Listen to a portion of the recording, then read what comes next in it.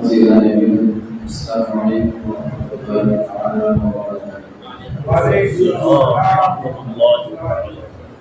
لك الحمد يا الله والصلاة والسلام عليك يا رسول الله صلى الله عليه وسلم، أما بعد فأعوذ بالله من الشيطان الرجيم، بسم الله الرحمن الرحيم، آمنوا كما آمن الناس، آمنت بالله صدق الله العلي العظيم۔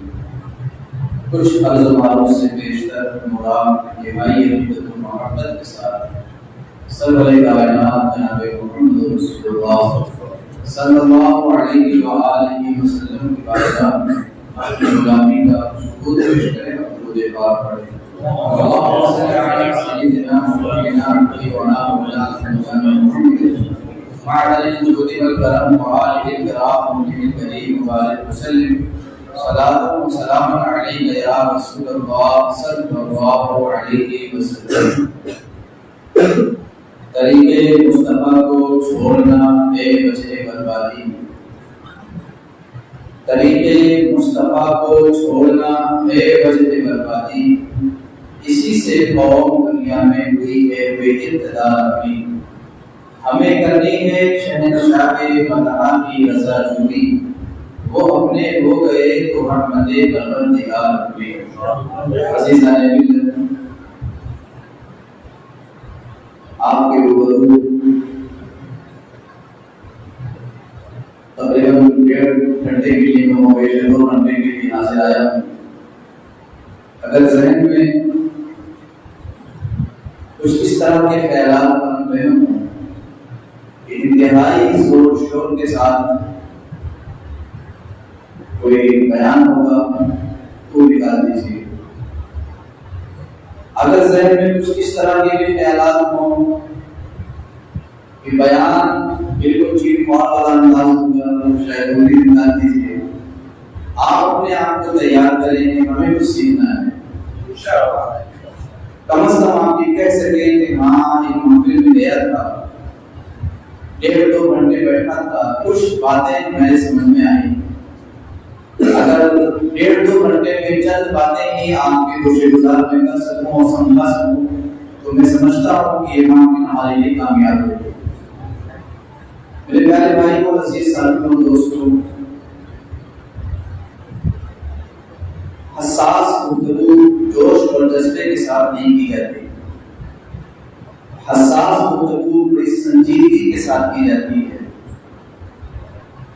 بے شک اگر فضائل کا موضوع ہو یا محض فضائل کو بیان کر کے قوم کو ابھارنے کا موضوع ہو تو بے شک جذبات میں کہی جا سکتی ہیں، مگر جذبات بہت جلد سرد ہو جاتے ہیں، ٹھنڈے پڑ جاتے ہیں،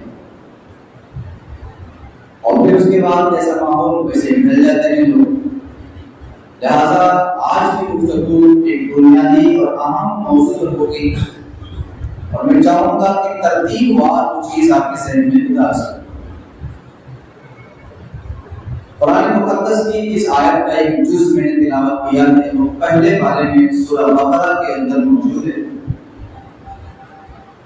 اور یہ آیت کریمہ 6 سے 7 آیات کریمہ میں پہلے رکوع کے بعد، پہلے پارے میں پہلے رکوع کے بعد وَمِنَ النَّاسِ مَن يَقُولُ آمَنَّا بِاللَّهِ وَبِالْيَوْمِ الْآخِرِ وَمَا هُمْ بِمُؤْمِنِينَ سے شروع ہے۔ اللہ يَسْتَهْزِئُ بِهِمْ وَيَمُدُّهُمْ فِي طُغْيَانِهِمْ يَعْمَهُونَ بِخَطَأٍ۔ آپ بھی کوشش کریں، بتا دیا ہوں، آپ جب بھی وقت ملے قرآن پاک ترجمے والا اٹھائیں اور ان آیات کو آپ پڑھ کر اس کا ترجمہ، اور اگر تفسیر بھی موجود ہو تو تفسیر بھی آپ دیکھ لیں، انشاءاللہ عز و جل بہت کچھ آپ کو اس سے حاصل ہو جائے گا۔ دوسری بات یہ ہمارے احباب کے ذہنوں میں شکوک و شبہات جنم دیتے ہیں کہ یہ نیا نام کہاں سے آیا، مسلک کے اعلیٰ حضرت۔ میں چاہوں گا کہ بالکل ایک شروع سے لے کر اخیر تک ایک سلسلہ آپ کے ذہن میں بتا دوں تاکہ آپ سمجھ سکیں۔ اللہ کے رسول صلی اللہ علیہ وآلہ وسلم نے دعوت دی، ایمان کی دعوت دی، سچے دین کی دعوت دی. جن لوگوں نے شروع میں اسلام قبول کیا وہ مسلمان تو ہوئے انہی کو ایک نام قرآن نے دیا سابقون اولون. پارہ نمبر 11 صفحہ نمبر 2 میں وہ نام موجود ہے. جنہوں نے بھی ابتدا میں شروع میں مکہ شریف میں اسلام قبول کیا تھا وہ مسلمان ہیں. رسول اللہ کو دیکھے تو صحابی بھی ہو گئے، دونوں باتیں، مگر قرآن پاک نے انہیں ایک اور نام دیا اور وہ نام ہے سابقون اولون، یعنی وہ لوگ جنہوں نے سب سے پہلے اسلام قبول کیا. کم و بیش 40 کے آس پاس ہے وہ. اس کے بعد اللہ کے رسول صلی اللہ علیہ وآلہ وسلم نے 6 ہجری کے نبوت کے تقریباً 6 سال کے بعد کم و بیش آقا علیہ السلام نے مکہ سے حبشہ کی طرف ہجرت کا حکم دے دیا.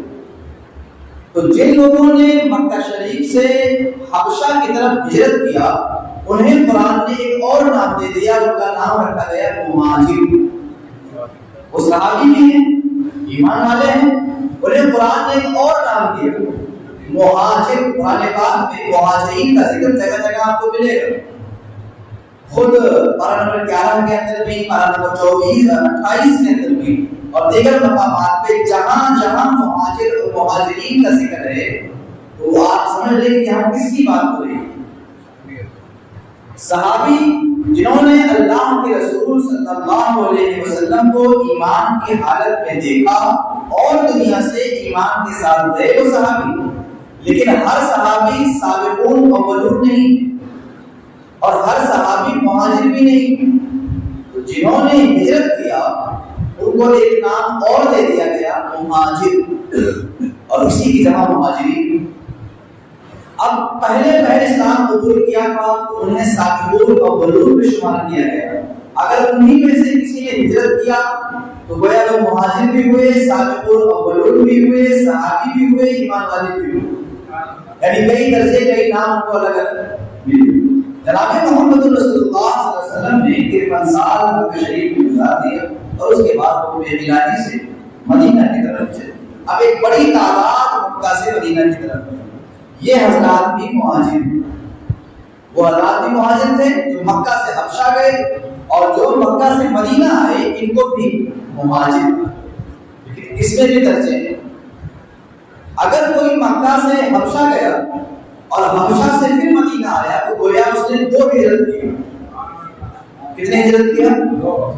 اس 2 ہجرت کرنے والے کا مرتبہ درجہ اس معاملے میں 1 ہجرت کرنے والے سے زیادہ ہے. ان کو الگ نام دیا گیا جنہوں نے 2 ہجرت کیا. پھر اور آگے بڑھے. اب جب مدینہ شریف تشریف لے آئے تو وہ حضرات جو حبشہ گئے تھے وہ مدینہ آ گئے، جو مکہ میں تھے وہ مدینہ آ گئے. مدینہ میں جو ایمان والے تھے ان آنے والوں کا استقبال کیا، ان کے رہائش کا انتظام، کھانے پینے کا، دیگر ضروریات کیا اور رسول اللہ صلی اللہ علیہ وسلم کو اپنے شہر میں رکھا. انہی حضرات کو انصار کہا جاتا ہے. تو ایمان والے مگر نام کیا ملا؟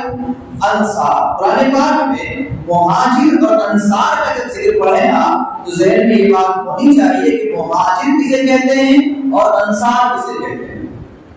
تو مدینہ شریف کے وہ حضرات جنہوں نے باقاعدہ مہاجرین کا استقبال کیا، ان کی مدد کی، انہیں اپنے یہاں رکھا، سرور کائنات کو بلایا، وہ تمام کے تمام حضرات کا ایک نام اسلام نے دیا انصار. پھر یہ مہاجر اور انصار دونوں صحابی ہیں، دونوں ایمان والے ہیں، مگر پہچان کے لیے اللہ تعالیٰ نے قرآن کریم میں ان کو نام بھی الگ الگ دیے. پھر اور آگے بڑھے. انہی میں سے جو حضرات بدر کے میدان میں شریک ہوئے 313 جو لوگ شامل تھے انہیں کہا گیا بدری صحابی. مسلمان تو پہلے سے موجود ہیں، مسلمان ہی صحابی بھی ہیں، ہجرت کر کے آئے ہیں تو مہاجر بھی ہیں. اب اگر بدر میں بھی شریک ہو گئے تو کوئی ایک مرتبہ اور مل گیا. کیا کہا گیا؟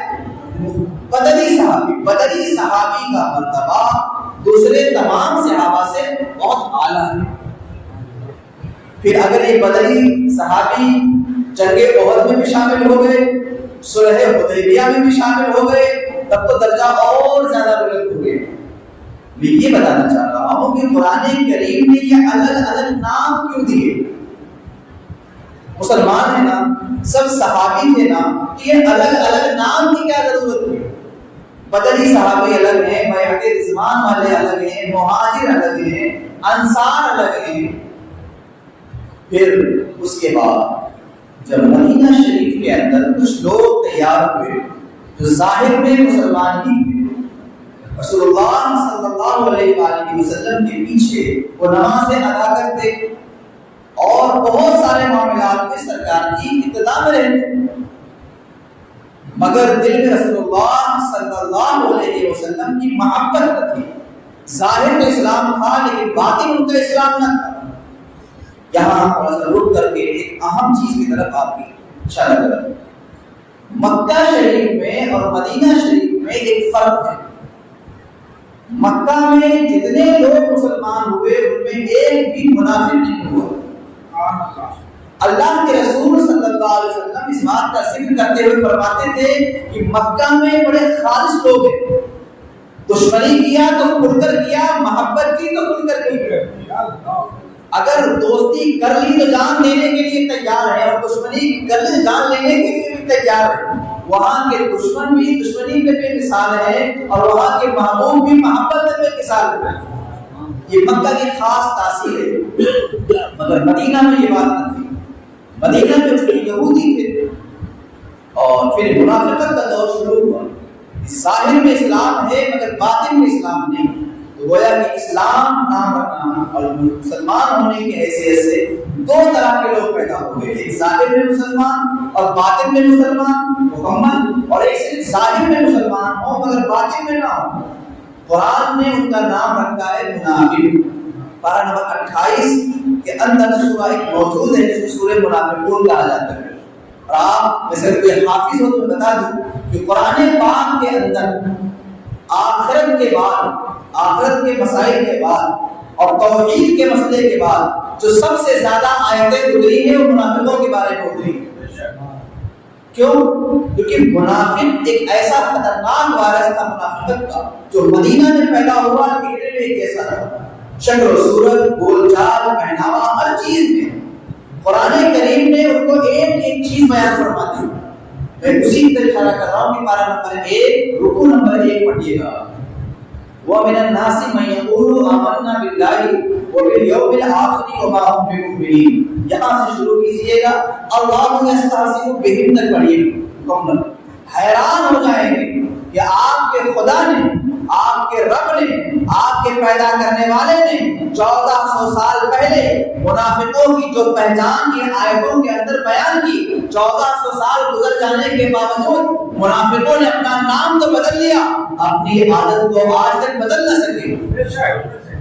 چہرہ بدل لیا، لباس بدل لیا، نام بدل لیا، طریقہ بدل لیا، مگر پروردگار نے جس بات پہ مہر لگا دی تھی آج تک وہ عادتیں ان کے اندر موجود ہیں کہ قرآن میں. وقت نکالیے، کوشش کیجیے، محنت کیجیے. میں آیات کوٹ کوٹ کر کے دکھا دوں گا کہ کتنی آیتیں منافقوں کے بارے میں پورے قرآن میں کہاں کہاں موجود ہیں. وَإِذَا قِيلَ لَهُمْ تَعَالَوْا إِلَىٰ مَا أَنزَلَ اللَّهُ وَإِلَى الرَّسُولِ رَأَيْتَ الْمُنَافِقِينَ يَصُدُّونَ عَنْكَ صُدُودًا. قرآن پاک. بہرحال میں نے جو آیت کوٹ کی ہے پہلے بارے میں پہلے پوری آمنوا کما آمن الناس پڑھی.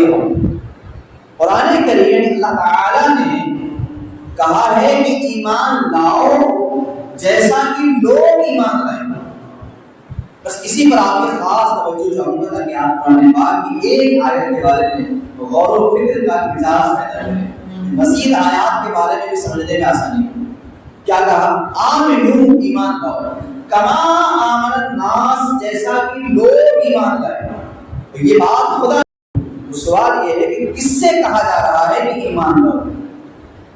یہ بات اللہ نے کس سے کہی ہے کہ ایمان لاؤ، اور کس طرح کن لوگوں کی طرح ایمان لانے کے لیے دو گروہ ہو.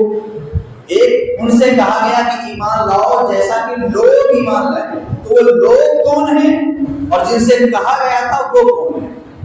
یہ بھی پہلے پہلے رکوع کے اندر ہی موجود ہے. دراصل یہ آیات مدینہ میں نازل ہوئی. اور یہ ان کے بارے میں کہا جا رہا ہے جو کلمہ بڑے زور زور سے پڑھتے تھے، رسول اللہ صلی اللہ علیہ وسلم کے ساتھ میں ہی رہتے تھے، میدان جنگ میں سرکار کی صحبتوں میں رہتے تھے، مال غنیمت سے حصہ بھی لیتے تھے، رسول اللہ صلی اللہ علیہ وسلم کے پیچھے نمازیں بھی پڑھتے تھے، سرور کائنات صلی اللہ علیہ وسلم پر ایمان لانے کے دعویدار بھی تھے۔ خدا نے انہی سے کہا ہے آمنو کما آمن الناس، ایمان لاؤ جیسا کہ لوگ ایمان لائے۔ بڑی حیرت کی بات ہے، کلمہ پڑھ چکے، نمازیں رسول اللہ کے پیچھے پڑھتے ہیں، میدان جنگ میں سرکار کے ساتھ ساتھ ہیں، آپ ان سے کہا جا رہا ہے ایمان لاؤ؟ تو کلمہ تو پڑھ لیا، پھر اس بات کا ایمان تو کہتے ہیں نا لا الہ الا اللہ محمد رسول اللہ، سچے دل سے پڑھ مسلمان ہو جاؤ گے۔ پھر ان سے دوبارہ یہ کیوں کہا گیا کہ ایمان لاؤ؟ حالانکہ وہ ایمان لا چکے، کلمہ پڑھ چکے، کلمہ پڑھ لے تو نمازیں پڑھ رہے ہیں، جنگوں رسول اللہ کے ساتھ شریک ہو رہے ہیں، مال غنیمت سے حصہ مل رہا ہے، اور انہی سے کہا جا رہا ہے ایمان لاؤ۔ یہاں قرآن کریم میں بہت ہی اہم باتوں کی طرف اشارہ کیا، اور وہ باتیں آپ کے لیے بھی خاص ہیں، کیونکہ جس روز آپ کے اندر تجسس اور تدبر اور تفکر کا مزاج پیدا ہوا، اس روز فتنوں سے آپ بڑی آسانی سے مقابلہ کر سکتے ہیں، لیکن جب تک آپ میں تدبر اور تفکر کا مزاج نہ رہا، یوں پڑھے اور سنے اور گزر گئے، تب تک آپ گہرائی میں اتر کر سوچنے کی صلاحیت نہیں رکھ سکتے۔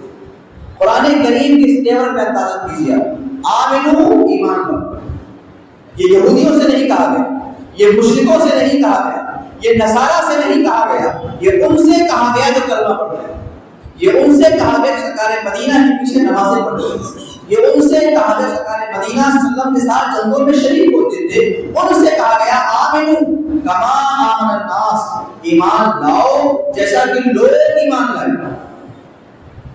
تو ایک چیز تو یہ ہو گئی، یہاں یہودیوں کی بات، عیسائیوں کی بات یا مشرکین کی بات نہیں، وہ جو کلمہ پڑھتے تھے رسول اللہ صلی اللہ علیہ وسلم کا انہی سے کہا گیا ہے، ایک بات۔ دوسری بات یہ کہ لوگ جس طرح ایمان لائے اس طرح کرو، یہ بات کہی ہے۔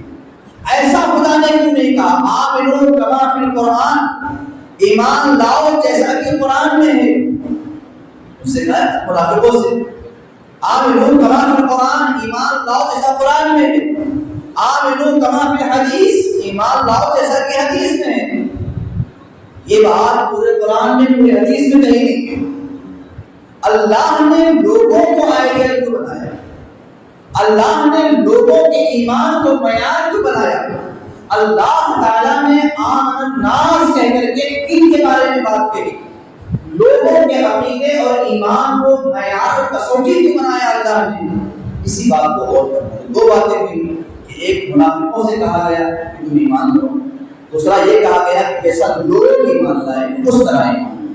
تو لوگ سے مراد اس زمانے کے صحابہ، کہ صحابہ ہی صدق ایمان والے، سچے ایمان والے صحابہ ہی تھے، ان سے کہا گیا کہ تم اس طرح مانو سرکار کو جتنا ابو بکر مانتے ہیں، جیسے عمر مانتے ہیں، جیسے عثمان مانتے ہیں، جیسے علی مانتے ہیں، جیسے مہاجرین مانتے ہیں، جیسے سابقون اولون مانتے ہیں۔ آمنو کما آمن الناس، ایمان لاؤ جیسا کہ یہ لوگ ایمان لائے، جیسا ان کے دلوں میں سرکار کی محبت ہے، جیسا ان کے دلوں میں سرکار کی تعظیم ہے، جیسا سرکار کے حکم پر ان کا طریقہ ہے عمل کرنے کا، تم اسی طرح سے ایمان لو۔ منافقوں سے کہا دوسری بات، اور خدائے عزیز و جبار نے ان لوگوں کو آئیڈیل کیوں بنایا؟ لوگوں کو آئیڈیل کیوں بنایا؟ کتاب کو کیوں نہیں بنایا؟ حدیث کو کیوں نہیں بنایا؟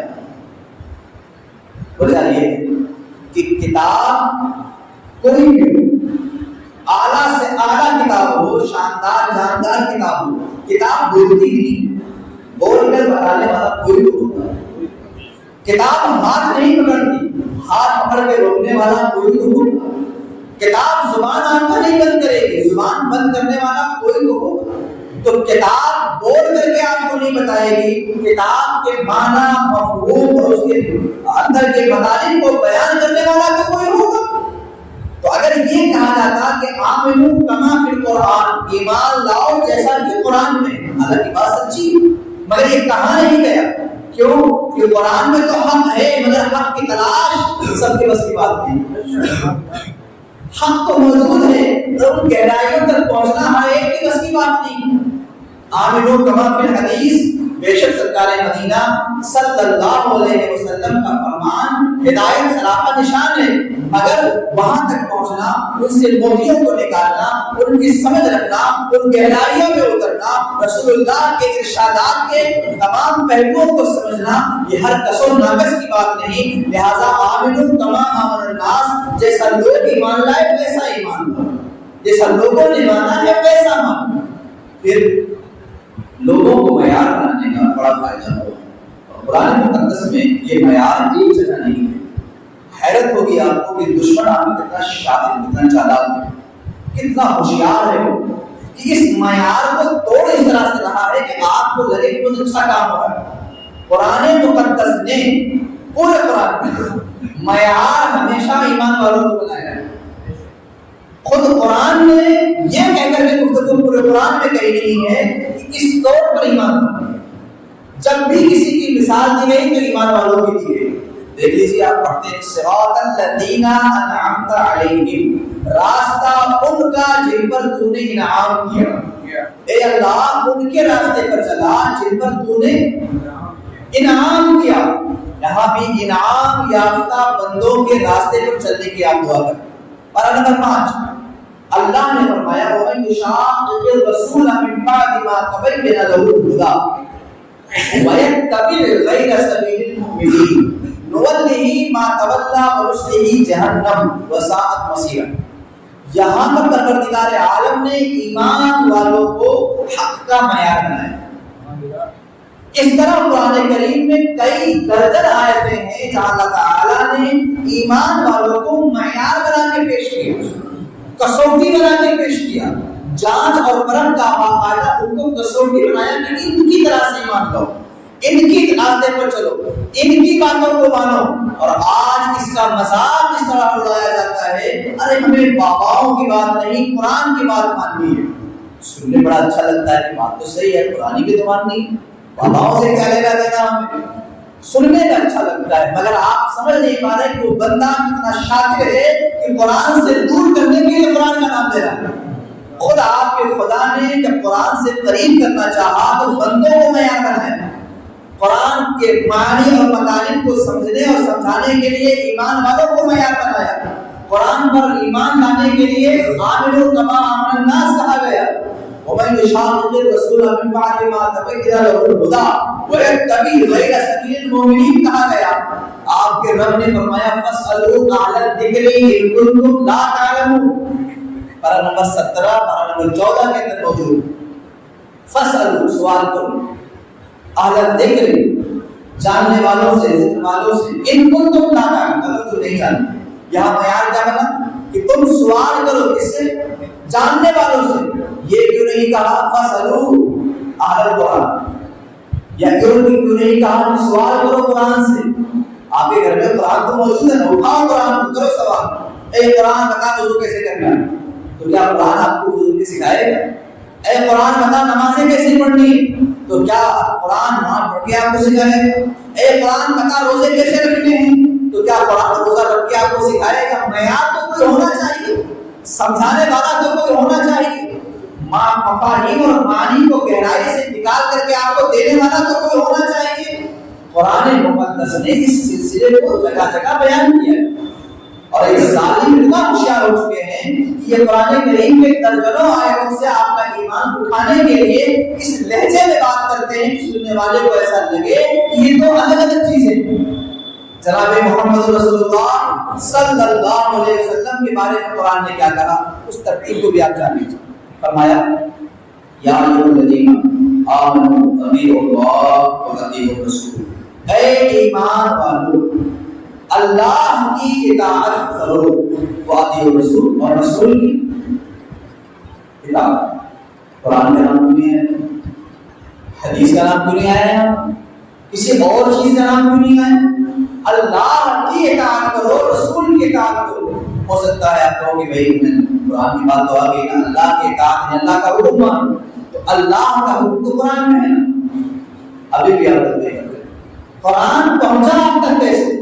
براہ راست خدا نے آپ کو بھیجا ہے، محمد رسول اللہ کو بھیجا ہے۔ حضور کی زبان سے آیت نکلی، صحابہ نے لکھ دی، حضور کی زبان سے کلمات نکلے، صحابہ نے نوٹ کر لیا۔ تو قرآن براہ راست محمد رسول اللہ پہ نازل ہوا ہے، کوئی کتاب کی شکل میں نہیں اترا، کوئی کاغذ کی شکل میں نہیں اترا، کوئی صحیفے کی شکل میں نہیں اترا، کسی تختی پہ لکھ کر کے نہیں اترا، جناب محمد رسول اللہ کے قلب پاک پر نازل ہوا، کبھی جبریل کے ذریعے سے، کبھی براہ راست نازل ہوا۔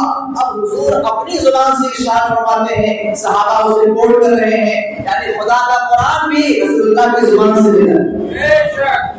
یہ چیز بھی براہ راست ہم تک نہیں پہنچی، جناب محمد رسول اللہ صلی اللہ علیہ وسلم کی زبان مبارک سے۔ اچھا، اسی زبان سے حدیث بھی نکل گئی، حدیث کہتے ہیں کہ رسول اللہ کی بات اور ترتیب، اسی زبان سے حدیث بھی نکل گئی اور اسی زبان سے قرآن بھی۔ اللہ کے رسول نے فرق کر کے بتا دیا کہ قرآن ہے اور یہ حدیث، مگر نکلا تو اگر زبان والے پر اعتبار نہیں تو قرآن کو کیسے اعتبار کرے گا؟ اگر زبان والا قابل بھروسہ نہیں تو قرآن پر بھروسہ ہو جائے گا۔ اسی لیے جو لوگ جناب محمد رسول اللہ کی توہین کرتے ہیں، حقیقت میں وہ قرآن کی توہین کرتے ہیں، خدا کی توہین کرتے ہیں، اس لیے کہ قرآن براہ راست خدا نے کسی تک نہیں پہنچایا، براہ راست جناب محمد رسول اللہ پہ آیا ہے اور ان کی زبان سے نکلا ہے۔ یہ کیسے ہو سکتا ہے کہ ان کے منہ سے نکلی ہوئی بات کو مانے ان کو نہ مانے؟ یہ کیسے ممکن ہے کہ ان کے زبان سے نکلے تو ہم کہیں یہ قرآن ہے اور ان کو کہیں وہ تو گناہگار ہیں، وہ تو خطاکار ہیں، ان کو کل کے پیچھے کی کوئی خبر نہیں ہے، وہ تو اپنے موت کے بارے میں کچھ نہیں جانتے، وہ تو مر کے مٹی میں مل چکے ہیں۔ معاذ اللہ، مجھے بتاؤ انہیں کی زبان سے نکلے ہوئے قرآن کو آپ نمازوں میں پڑھ رہے ہو اور جن کی زبان سے نکلا انہیں اپنے جیسا سمجھ رہے ہو؟ اہل سنت نے صاف لفظوں میں کہا اللہ کی سرتا قدم شان ہے یہ، انسان نہیں انسان وہ انسان ہے یہ۔ قرآن تو ایمان بتاتا ہے انہیں، ایمان یہ کہتا ہے میری جان ہے۔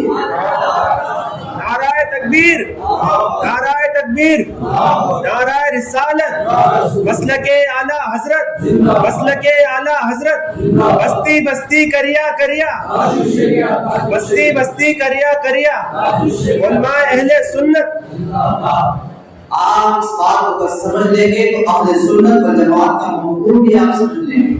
اہل سنت والجماعت کا مفہوم بالکل ذہن میں اتر جائے گا، محسوس کریں آپ۔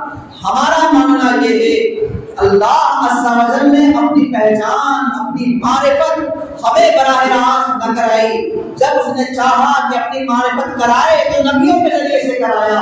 جب ہم جناب محمد رسول اللہ کے ذریعے سے خدا تک پہنچ رہے ہیں، یہ کیسے ممکن ہے کہ جس کے ذریعے سے پہنچے ہیں انہیں ٹھکرا دیں اور وہاں تک پہنچ جائیں؟ خدا خدا کا یہی ہے در، نہیں اور کوئی مفر مقر، جو وہاں سے ہو یہی آ کے ہو، جو یہاں نہیں تو وہاں نہیں۔ یہ اہل سنت کا معاملہ ہے۔ اہل سنت کا صاف واضح ترین مقصد یہ ہے بے شک ہمیں اللہ تک ہی پہنچنا ہے، منزل مقصود خدا کی معرفت ہے، مگر یہ معرفت میرے رب نے براہ راست نہیں دی، نبیوں کے ذریعے سے۔ تو ہم سب محتاج ہوئے نبیوں کے، بغیر نبی کے نہ قرآن مل سکتا ہے نہ خدا کی پہچان مل سکتی ہے۔ اسی لیے علماء دین لا الہ الا اللہ محمد رسول اللہ کی تشریح کرتے وقت بڑی پیاری پیاری نفیس باتیں رسمی فرمایا، سنو لا الہ الا اللہ اور محمد رسول اللہ یہ دو الگ الگ چیزیں ہیں۔ لا الہ الا اللہ میں توحید ہے، محمد رسول اللہ میں رسالت ہے۔ اگر ایسا جان لو کہ لا الہ سمجھانے کے لیے لا الہ الا اللہ سورج ہے، محمد رسول اللہ اس کی روشنی ہے۔ لا الہ الا اللہ چاند ہے، محمد رسول اللہ چاند نہیں ہے۔ کہا سمجھو تمہارا تعلق چاند سے پہلے نہیں ہوا، چاندنی سے پہلے ہوئی ہے۔ تمہارا تعلق سورج سے پہلے نہیں ہوا، روشنی سے پہلے ہوئی ہے۔ تو ادھر سے اگر بات کی جائے تو پہلے چاند ہے، پھر چاندنی ہے، پھر اس کے بعد ہم ہیں۔ لیکن ادھر سے اگر بات کی جائے تو پہلے ہم، پھر چاندنی، پھر چاند ہے۔ یعنی اللہ تک پہنچنے کی مثال ہے، سمجھانے کی مثال ہے کہ رب تعالیٰ کی جو معرفت ہے جناب محمد رسول اللہ کے ذریعے سے پہنچی ہے تو ادھر سے جو چیزیں آتی ہیں وہ سب سرکار کے ذریعے سے ہم تک آتی ہیں، اور ادھر سے جو بھی جاتی ہیں وہ سرکار کی بارگاہ سے ہو کر ہی جاتی ہیں۔ میرے عزیز ساتھیوں، لا بالعرش، جس کو جو ملا ان سے ملا، پڑھتی ہے کونین میں نعمت رسول اللہ۔ اہل سنت کا ایک طریقہ ایسا۔ بہرحال آگے بڑھیں، عرض کر رہا تھا کہ قرآن مقدس نے ہمیں تعلیم دیتے وقت فرمایا یا ایھا الذین آمنوا اتقوا اللہ وکونوا مع الصادقین، اے ایمان والو اللہ سے ڈرو اور سچوں کے ساتھ۔ یہ ساتھ والا مسئلہ کیا ہے؟ قرآن مان لیا، قرآن پڑھتے ہیں، حدیث کی کتابیں ہمارے گھر میں رکھی ہوئی، اس سب کیا سب کچھ بھالو چیز ہوتی ہے، یہی سب سمجھنا ہے۔ یہی سمجھیں گے تو اہل سنت کا مفہوم مطلب بھی سمجھ میں آتے ہیں۔ اب تک سے سمجھتے ہیں تاکہ ادھر سے ایسا نہیں ہو جائے۔ قرآن مقدس نے تعلیم دیتے ہوئے فرمایا اطیعوا اللہ، اللہ کی اطاعت کرو، واطیعوا الرسول، رسول کی، اور اطاعت کا مطلب ہوتا ہے حکم ماننا۔ اطاعت کا معنی کیا ہے؟ حکم ماننا، یعنی اللہ کا حکم مانو اور رسول کا حکم مانو۔ تو اللہ کا حکم مانے، مگر اللہ کا حکم ہمیں ملے گا کیسے؟ رسول کے ذریعے سے۔ رسول کا حکم مانو، رسول کا حکم ہمیں ملے گا کیسے؟ اس کی تفصیل آگے سمجھاؤں گا، پہلے یہ سمجھ لیجیے۔ اللہ کا حکم مانو، مگر اللہ کا حکم ہمیں کیسے ملے گا؟ اگر اللہ کا اس پر حکم اترتا ہے نا برائے، اس کو وحی کہتے ہیں، اور وحی نبیوں کے علاوہ کسی اور پر نازل نہیں ہوتی، تو ڈائریکٹ نبیوں کے پاس آتی ہے، پھر نبی کے ذریعے سے امت تک آتی ہے۔ اللہ کا حکم کیا ہے یہ ہمیں کیسے معلوم؟ یہ ذریعہ بھی جناب محمد رسول اللہ صلی اللہ علیہ وسلم۔ پھر سوال یہ ہوا کہ آخر نبی کے حکم ماننے کی کیا ضرورت ہے؟ جب خدا کا حکم موجود ہے پھر نبی کے حکم کی الگ سے کیا ضرورت ہے؟ اتنا کافی نہ ہمارے لیے؟ خدا کا حکم مانے کافی نہیں، ابھی بھی آپ نے نہیں سمجھا۔ اللہ کی اس سنت میں کہ پروردگار عالم ہر معاملے میں ہمیں رسول اللہ کا محتاج رکھتا ہے، ہر معاملے میں۔ ایک مسئلہ نہیں جہاں سرکار کے ہم محتاج نہ ہو، سرکار کا حکم دیکھیں آپ، اقیموا الصلاۃ، نماز قائم کرو، وآتوا الزکاۃ، زکات دو، واتموا الصیام، روزے کو پورا کرو۔ یہ حکم ہے نا کس کا؟ اللہ کا۔ مگر اقیموا الصلاۃ، نماز پڑھو، پڑھے کیسے؟ یہ نبی کے بغیر تو بتا ہی نہیں سکتے۔ گویا حکم خدا کا، مگر طریقہ ہم اس معاملے میں اس کے محتاج ہوئے۔ جناب محمد رسول اللہ صلی اللہ علیہ وسلم حکم ہے روزہ رکھو، حکم تو معلوم ہو گیا، مگر کیسے رکھیں؟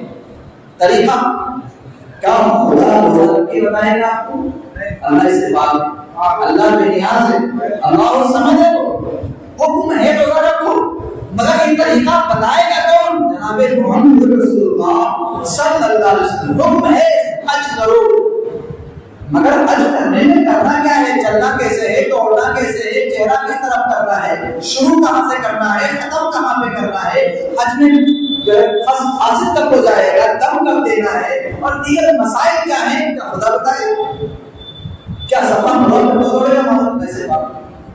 حکم ہے حج کرو، مگر حج ہے کیا؟ جناب محمد رسول اللہ بتائیں۔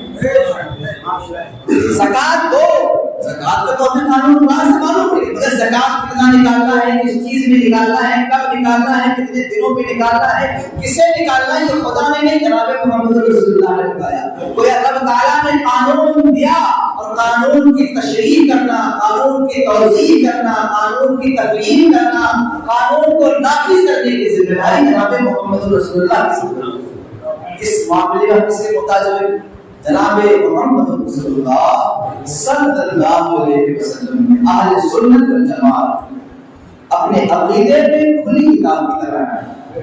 پھر آپ آگے بڑھیں، ہر حکم خدا کا، مثلا قرآن پاک میں حکم ہے کلوا واشربوا، کھاؤ پیو، کلوا من طیبات، پاکیزہ چیزوں میں سے کھاؤ، یا ایھا الذین آمنوا کلوا من طیبات ما رزقناکم۔ بہت ساری آیات سمجھ میں، مگر کون سی چیز حلال ہے، کون سی چیز حرام ہے، مجھے پورا قرآن ایک بار نہیں 1000 بار پڑھنے کو بتانا ہے۔ نہیں ہے۔ قرآن میں اجمال ہے، کھاؤ پیو حلال چیز پر، حلال ہے کیا کیا کون بتائے گا؟ جناب محمد رسول اللہ صلی اللہ علیہ وسلم۔ کیا کھائیں، کتنا کھائیں، کب کھائیں، کون بتائے گا؟ جناب محمد رسول اللہ صلی اللہ علیہ وسلم۔ ہم ہر معاملے میں کس کے محتاج ہیں؟ اللہ تک پہنچنے کے لیے ہم جناب محمد رسول اللہ کے، پھر بتائیے ہر معاملے میں ہم جن کے محتاج ہیں، اسی پیغمبر کو کہو کہ وہ ہماری طرح ہے، اسی پیغمبر کے بارے میں کہو وہ ان کے بیٹے بیٹے، اسی پیغمبر اعظم صلی اللہ علیہ وسلم کو عام انسانوں کی طرح کہو۔ غور تو کرو کہ پروردگار نے قانون کو ان پہ اتارا، ان کا درجہ کتنا بلند ہوگا کہ رب العالمین نے خاتم النبیین بنایا، رحمت للعالمین بنایا، شافع بہشت بنایا، ساقی کوثر بنایا، اپنا محبوب بنایا، سارے نبیوں کا تاجدار و سردار بنایا۔ اس پیغمبر اعظم صلی اللہ علیہ وسلم کو اگر اپنی طرح کہو، اس سے بڑا جرم اور گناہ کیا ہو سکتا ہے؟ اہل سنت اس جرم کو کبھی بھی قبول نہیں کرتے۔ ان کا ماننا یہ ہے کہ رسول اللہ صلی اللہ علیہ وسلم کی معمولی گستاخی کرنے والا بھی مسلمان نہیں ہے۔ یہ اہل سنت کا ماننا۔ اب آگے بڑھیں، فرمایا گیا اللہ کی اطاعت کرو۔ اللہ کی اطاعت حکم میں کرنا ہے، حکم معلوم کیسے ہوگا؟ رسول سے۔ اب حکم ہے رسول اللہ کی اطاعت کرو، ماشاء اللہ، مگر رسول اللہ کی اطاعت کرنے کے لیے ہمیں رسول اللہ کا حکم سننا چاہیے۔ ان کا حکم کیا ہے؟ تو رسول اللہ کا حکم آپ کو سنیں گے، بہت غور سے سنیے تاکہ تقریر کا جو اصل مقصد ہے وہ آپ سمجھ آ سکے۔ کیا رسول اللہ سے آپ کی بات چیت ہوئی؟ آپ ان کے زمانے میں موجود ہیں، تو آپ تک رسول اللہ کی باتیں کیسے پہنچیں گی؟ حضور نے کیا کہا، کیا نہیں کہا، کیا پہنا، کیا نہیں پہنا، کس پر خوش تھے، کس پر ناراض تھے، حضور سے آپ کی ملاقات ہوئی تو آپ دیکھ لو۔ لیکن آپ کو 1400 سال کی بات ہو اور حکم ہے رسول اللہ کا حکم مانو، اطاعت کرو، تو رسول اللہ کا حکم ہم تک کیسے پہنچے گا؟ کیا براہ راست اپنے کانوں سے رسول اللہ کے فرمان کو آپ نے سنا، ان کی زبان مبارک سے سنا؟ کیا براہ راست سرکار مدینہ صلی اللہ علیہ وسلم کی محفل میں بیٹھ کر ان کے حکم کو آپ نے سنا؟ تو آپ تک 1400 سال میں حکم پہنچا کیسے؟ اسی چیز کو سمجھنا جاننا انتہائی ضروری ہے۔ اور ہمارے احباب جو زندگی گزار غور کریں، اللہ کا حکم بغیر رسول اللہ کے بتائے آپ کو آپ نہیں ہو سکتے۔ اب رسول اللہ کی بات چل رہی، حضور پاک صلی اللہ علیہ وسلم نے کیا کیا فرمایا، کیا کیا حکم دیا، یہ بات وہ تو جانتے ہیں کہ سرکار کے صحابی سرکار کو دیکھا، ان کے ساتھ بیٹھے ہیں، زندگی گزاری، مگر ہمیں کیسے معلوم ہو؟ تو 1400 سال کے بعد ہوئے، ہمیں کیسے پتہ چلے کہ اللہ کے نبی نے کیا کہا، کیا نہیں کہا، کب روکا، کب نہیں روکا، کن باتوں کی اجازت دے دی، کن باتوں کی نہیں دی؟ ہم تک یہ باتیں بغیر کڑی کے، بغیر زنجیر کے، بغیر سلسلے کے پہنچ ہی نہیں سکتی۔ اب ہم کہیں گے اللہ نے اپنی بات جناب محمد رسول اللہ تک پہنچائی، محمد رسول اللہ کی بات صحابہ تک پہنچی، صحابہ نے رسول اللہ کی بات تابعین تک پہنچائی، تابعین نے وہ بات تبع تابعین تک پہنچائی، تبع تابعین نے وہ بات مجتہدین امت تک پہنچائی، سلسلہ وار 1400 سال سے رسول اللہ کی بات کڑی در کڑی ہم تک پہنچا ہے۔ تو مجھے بتاؤ، رسول اللہ کی بات تو مانو گے مگر جن کڑیوں سے یہ بات پہنچی ہے انہیں نہیں مانو گے؟ اگر یہ بیچ والے لوگ جھوٹے ہیں تو ان کی پہنچائی ہوئی بات بھی، بھئی آپ مجھے ایمانداری سے بتاؤ، یہ قرآن جو آپ کے ہاتھوں میں ہے کیا کوئی فرشتہ لے کر دے گیا ہے؟ کوئی نبی لے کر دے گیا ہے؟ آپ کے پاس کیسے آیا؟ 1400 سال کے زمانے سے یہ قرآن آپ تک کیسے پہنچا؟ کہ یہ قرآن آپ کے یہاں رکھا ہوا ہے، یہ کسی نبی کے ہاتھ کا لکھا ہے، کسی صحابی کے ہاتھ کا لکھا ہے، یہ کسی پیج میں چھپا ہوا ہے؟ یہ کیسے یقین ہوا کہ یہ قرآن پاک اصلی ہے؟ میں اصل میں توجہ کرنا چاہتا ہوں آپ کی دو محمد عقیدے کو خراب کرنے کے لیے آج کے بدعقیدہ لوگوں نے جو چالیں چلی ہیں، وہ بنیادی چال یہ ہے کہ اسلام جن کے ذریعے سے پہنچا ہے ان کے بارے میں شک ڈال دو، جب ان کے بارے میں شک ہوگا تو پورا اسلام مشکوک ہو جائے گا۔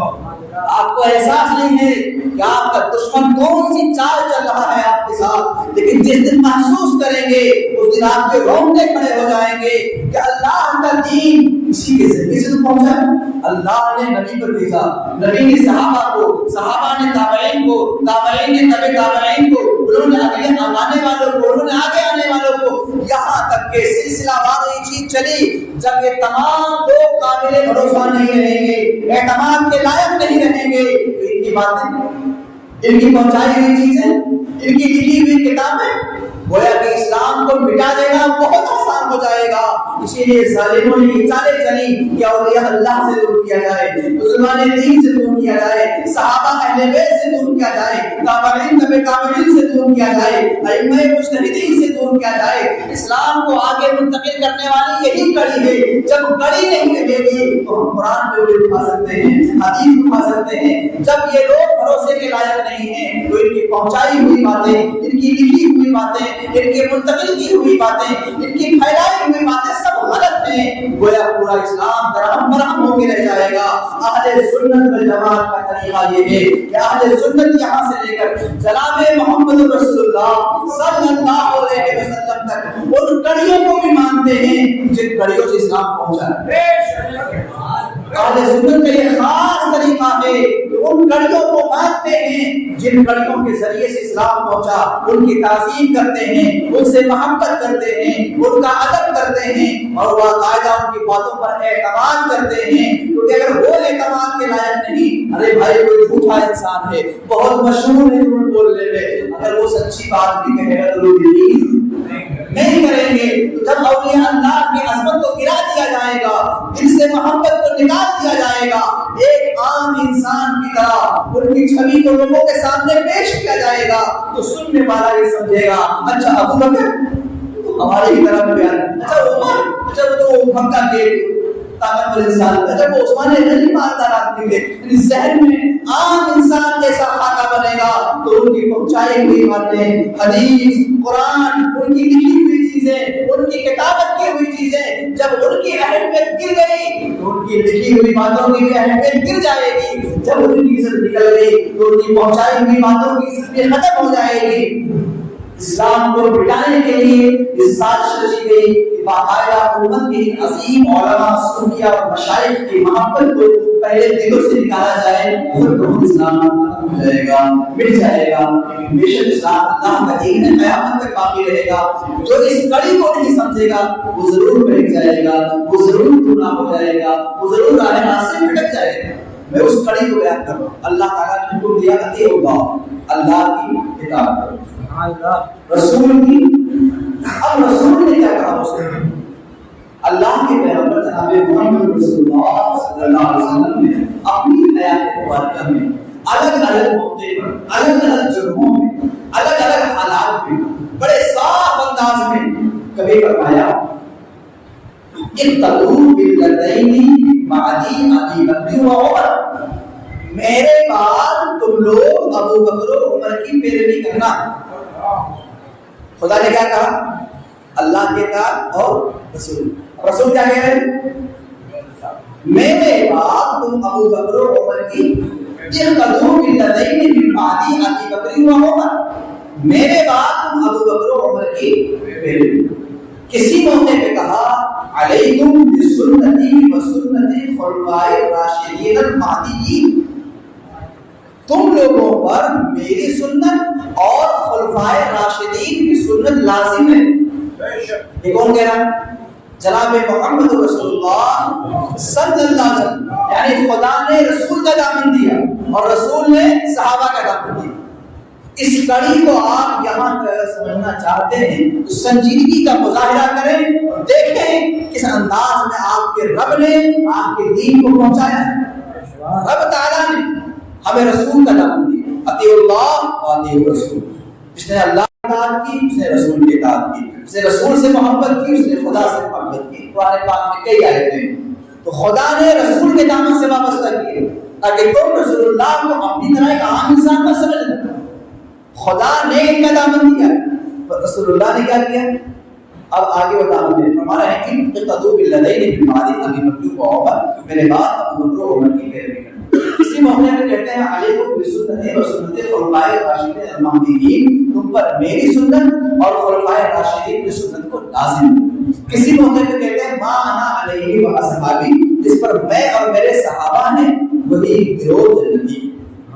کسی موقع پہ کہتے ہیں اتبعوا السواد الاعظم، بڑی جماعت کی پیروی کرنا.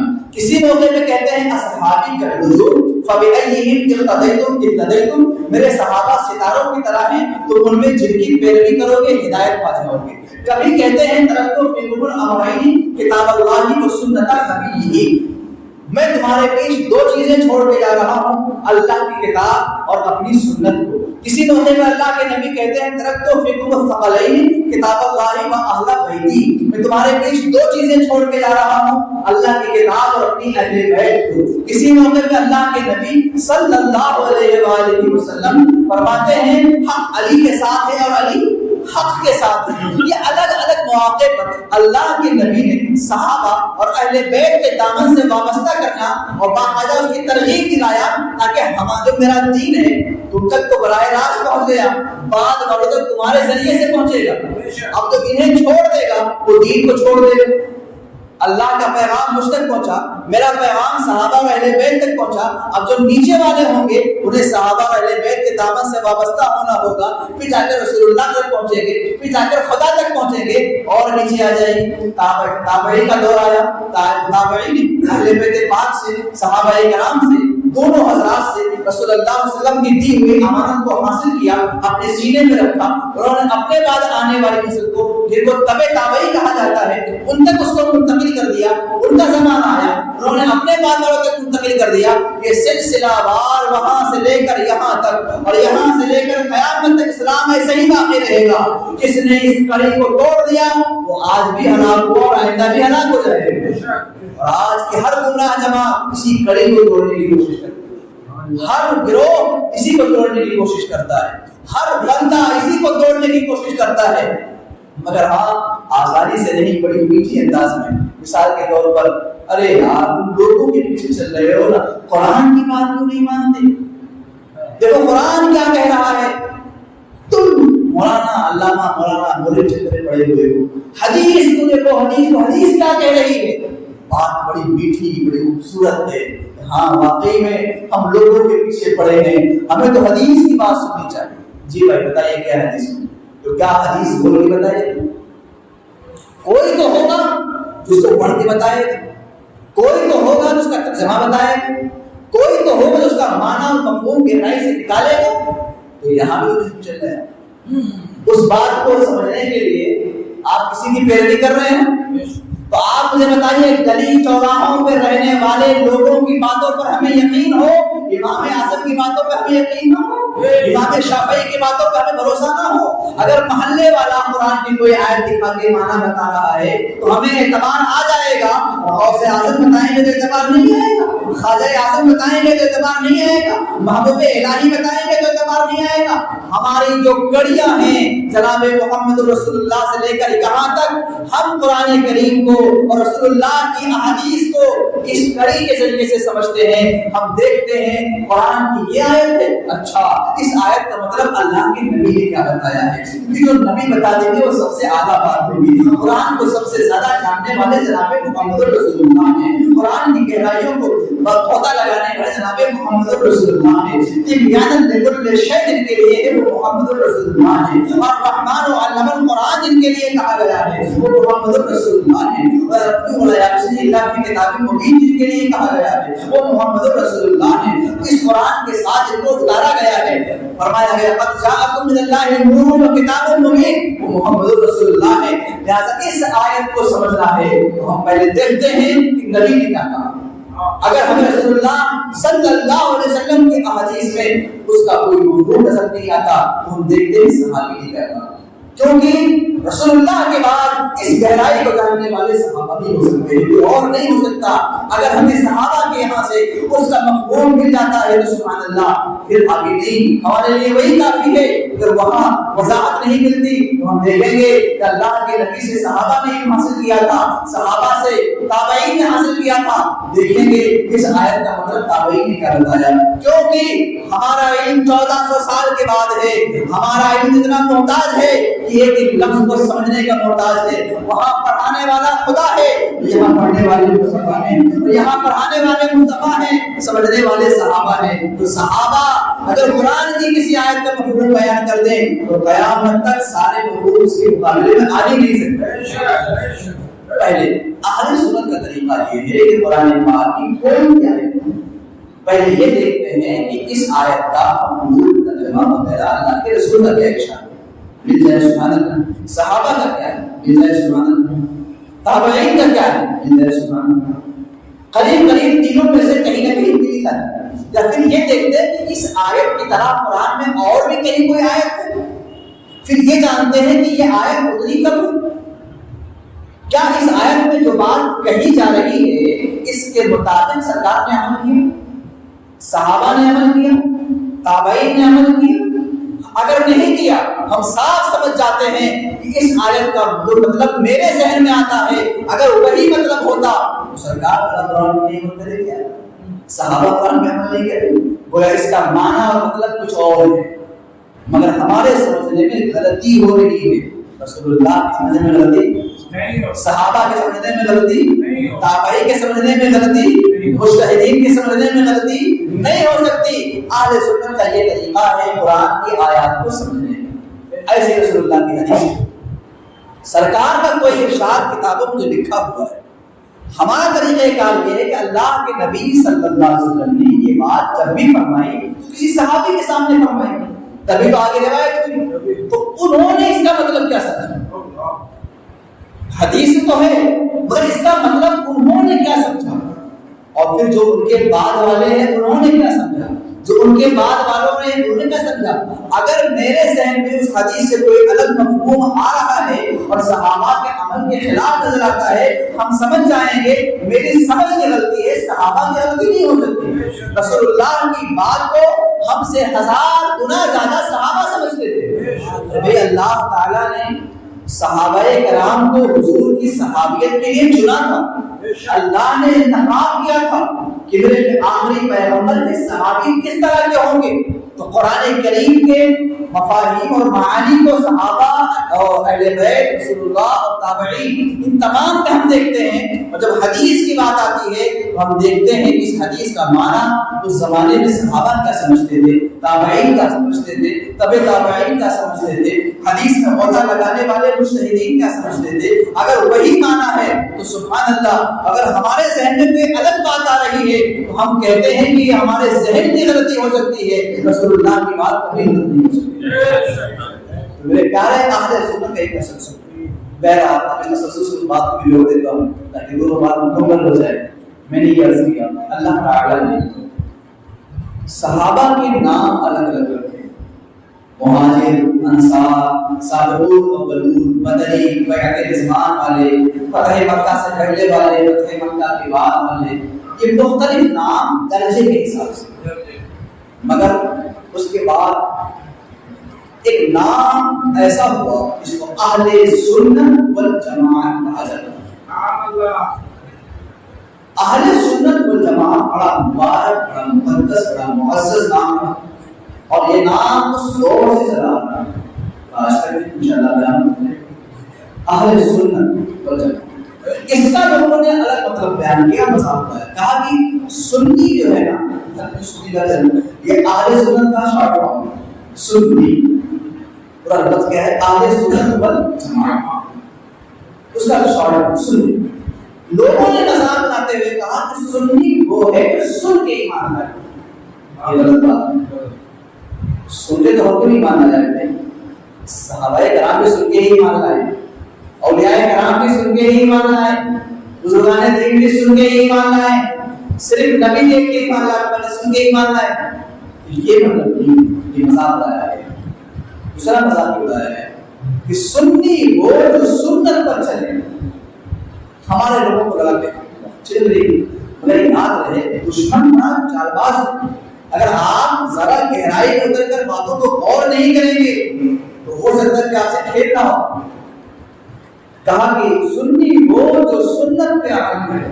تو اگر یہ مطلب ہو جائے تو فرض پہ بھی عمل کرتے ہیں تو نام کیا بنے گا؟ فرضی. نفل پہ کرتے ہیں تو کیا ہو جائیں گے؟ نفلی. واجب بھی کرتے ہیں نا آپ واجبی نہیں. یہ مانا یہ اہل سنت والجماعت جو ہے اس لیے کہا جاتا ہے کہ وہ راستہ، وہ طریقہ، وہ شاہراہ جس پر انبیاء کرام، صحابہ کرام، تابعین، تبع تابعین، ائمہ دین، مجتہدین جس شاہراہ جس طریقے پر چلتے رہے اس طریقے پر چلنے والے کو اہل سنت والجماعت کہا جاتا ہے. شاہراہ بن چکی ہے اور یہ شاہراہ قرآن میں، یہ جو شاہراہ ہے یہ بھی قرآن میں. سن لیجیے آپ، جب آپ پڑھتے ہیں نا صراط الذین انعمت علیہم، شروع کہاں سے کیا؟ اہدنا الصراط المستقیم، اے اللہ ہمیں سیدھی راہ چلا. صراط الذین انعمت علیہم، راستہ ان کا جن پر تو نے انعام کیا. یہاں کسی کا نام نہیں، کن پر انعام کیا؟ مگر اس بات کی وضاحت قرآن پاک کے 5ویں پارے میں انعم اللہ علیہم من النبیین والصدیقین والشہداء والصالحین. اللہ کا انعام نبیین، صدیقین، شہداء اور صالحین پر. وہ آیتیں جو سورہ فاتحہ کے اندر تھی اس کی وضاحت 5ویں پارے سورہ نساء کے اندر. یہ قرآن پاک کی خوبصورتی ہے کہ ایک بات یہاں ہوتی ہے دوسری بات کہیں اور ہوتی. عام پڑھے لکھے لوگ جو بہک جاتے ہیں نا اس کی وجہ یہ ہوتی ہے کہ وہ ایک جگہ دیکھتے ہیں، دوسرا مقام کو دیکھ نہیں پاتے، سمجھ نہیں پاتے. قرآن پاک پڑھتے وقت کی ذہن بٹھا لیجیے کہ قرآن کوئی کہانی کی کتاب نہیں، قرآن کسی خاص مخصوص موضوع کی کتاب نہیں. قرآن پاک کا تیور اور انداز یہ ہے کہ کوئی بات کہیں اشارے میں ہے تو کہیں وضاحت میں، تھوڑی یہی ہے کہ تھوڑا کہیں. اب آپ دیکھیں نا حضرت آدم علیہ السلام اور ابلیس لعین کا جو واقعہ ہے، جنت والا واقعہ، جنت سے باہر آنا، شیطان کا مردود ہونا، اس کا سجدہ نہ کرنا، یہ پورے قرآن میں ایک جگہ کہیں نہیں ہے. پہلے بارے میں، 8ویں بارے میں، 14ویں بارے میں، 15ویں بارے میں، 16ویں بارے میں، 23ویں بارے میں، اتنی جگہیں گرا. اب اگر آپ ان تمام چیزوں کو دیکھ کر صحیح طور پر آپ نہیں پڑھتے، یقین جانے آپ پڑھ تو لیے مگر ابھی بھی ادھورا نہیں سیکھا. میں بارہا سمجھاتا ہوں کہ آپ دیکھیں وَإِذْ قُلْنَا لِلْمَلَائِكَةِ اسْجُدُوا لِآدَمَ فَسَجَدُوا إِلَّا إِبْلِيسَ. یہ پہلے بارے اللہ نے فرشتوں سے کہا آدم کے لیے سجدہ کرو، سب جھک گئے سوائے ابلیس. یہ پہلے بارے. اس آیت کو پڑھ کر آپ کے ذہن میں آئے گا کہ ابلیس بھی فرشتہ تھا، کیونکہ اللہ نے کس سے کہا تھا؟ فرشتوں سے کہا. لیکن جب یہ بات پارہ نمبر 15 میں آپ پڑھیں گے تو معلوم ہے کان من الجن، وہ جن تھا. پہلے پارے میں نہیں، 15ویں پارے میں سورہ کہف کے اندر اس کی وضاحت موجود ہے کہ ابلیس فرشتہ نہیں، وہ جن تھا. کہ جب آپ پہلے پارے پر غور کریں گے تو آپ کو معلوم پڑے گا کہ وَإِذْ قُلْنَا لِلْمَلَائِكَةِ اسْجُدُوا لِآدَمَ فَسَجَدُوا إِلَّا إِبْلِيسَ. اللہ نے فرشتوں سے کہا آدم کے لیے سجدہ کرو، فَسَجَدُوا سب جھک گئے، إِلَّا إِبْلِيسَ سوائے ابلیس. آپ کے ذہن میں ایک خاکہ بن کے آئے گا کہ ہاں سجدہ نہ کرنے کی وجہ سے ابلیس ہوا. لیکن اس کی وضاحت آپ کو پارہ نمبر 23 اور پارہ نمبر 8 کے اندر ملے گی. وہاں وضاحت موجود ہے کہ اصل معاملہ کیا ہے. سجدہ نہ کرنے کے بعد اس سے کیا سوالات ہوئے، پروردگار نے اس سے کیا پوچھا اور اس پوچھنے کے بعد اس نے کیا جواب دیا. اللہ تعالیٰ نے اس کو مردود بارگاہ بنایا کہ بیٹے آپ کو 23ویں پارے میں اور 8ویں پارے میں ملے. تو اگر پہلے پارے کی آیت سامنے ہے اور 8واں اور 23واں پارہ کی کو آیت سامنے نہیں ہے تو ابھی بھی آدھے ادھوری ہی سمجھیں گے. آج جو ہمارے زمانے میں لوگ بڑی تیزی سے بہک رہے ہیں ان کی بنیادی وجہ یہی ہے کہ جب قرآن حدیث کی کوئی چیز پڑھتے ہیں تو ایک ہی پڑھتے ہیں، مجھے لگتا بس یہی ہے. حالانکہ پورے قرآن کریم میں وہ چیز کھلی ہوئی ہوتی ہے. مثال کے طور پر آپ سمجھیں، آپ نے پڑھ لیا قرآن کریم میں اللہ نے فرمایا وَعِنْدَهُ مَفَاتِحُ الْغَيْبِ لَا يَعْلَمُهَا إِلَّا هُوَ. اللہ کے سوا غیب کے خزانوں کی کنجیاں کسی کے پاس نہیں. مفہوم یہ ہے اللہ کے سوا کوئی غیب نہیں جانتا. پارہ نمبر 7 میں. پارہ نمبر 8 آپ پڑھ رہے تھے, پڑھ لیا. ولا اقول لكم عندي خزائن الله ولا اعلم الغیب. مفہوم آیت یہ ہے کہ غیب اللہ کے سوا کوئی نہیں جانتا.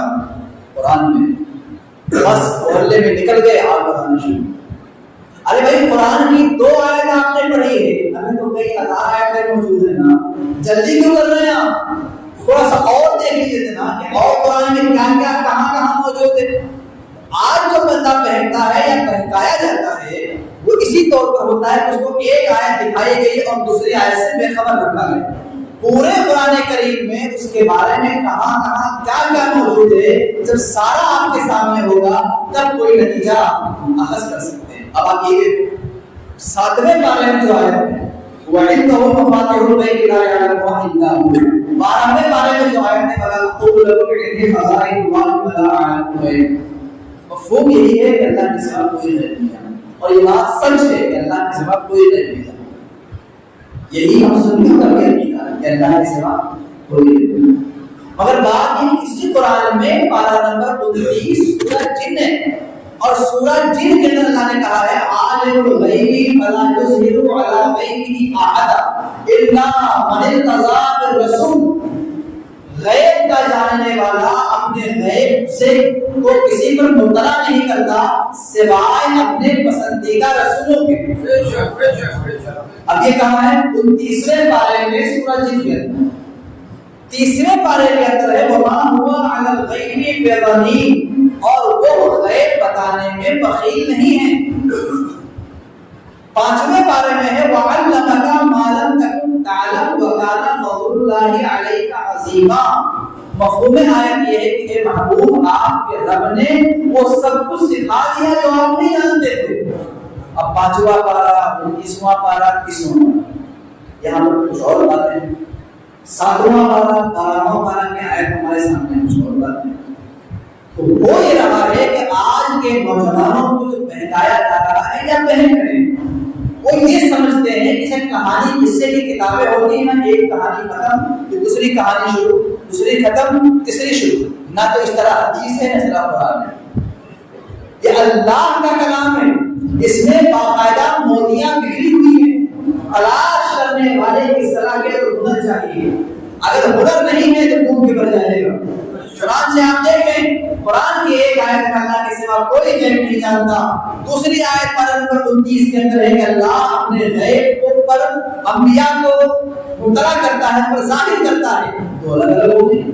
تو کیا قرآن میں ٹکراؤ ہوتا ہے؟ نہیں, اللہ کے کلام سے پاک ہے. قرآن میں ٹکراؤ کوئی نہیں. یہ کیا الگ الگ, یہ الگ الگ نہیں, آپ کے دماغ میں ٹکراؤ. قرآن پاک کے بیان کا مطلب یہ ہے کہ بے شک ذاتی طور پر اللہ کے سوا کوئی نہیں جانتا. اللہ جو کچھ جانتا ہے وہ ذاتی ہے, کسی کے دینے سے نہیں, خدا خود جانتا ہے. اور خدا کے علم کی کوئی حد نہیں ہے اس کو نام پہ کہنا اتنا خدا جانتا ہے اتنا ہم جانتے ہیں. خدا کے علم کی کوئی حد نہیں. دوسری بات خدا خود سے جانتا ہے. خدا کے علم کو سوال نہیں, ختم نہیں ہوگا.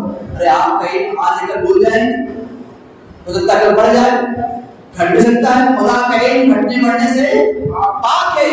یہاں جو کہا گیا اللہ کے سوا کوئی غیب نہیں جانتا, سچ ہے کہ بے شک ذاتی طور پر خدا ہی جانتا ہے. اور یہاں جو کہا گیا, یہاں بات یہ ہے کہ نبی پاک یا دیگر انبیاء یا اولیاء کا جو غیب ہوا کہ خود سے نہیں ہوا, خدا کے دینے سے ہوا ہے.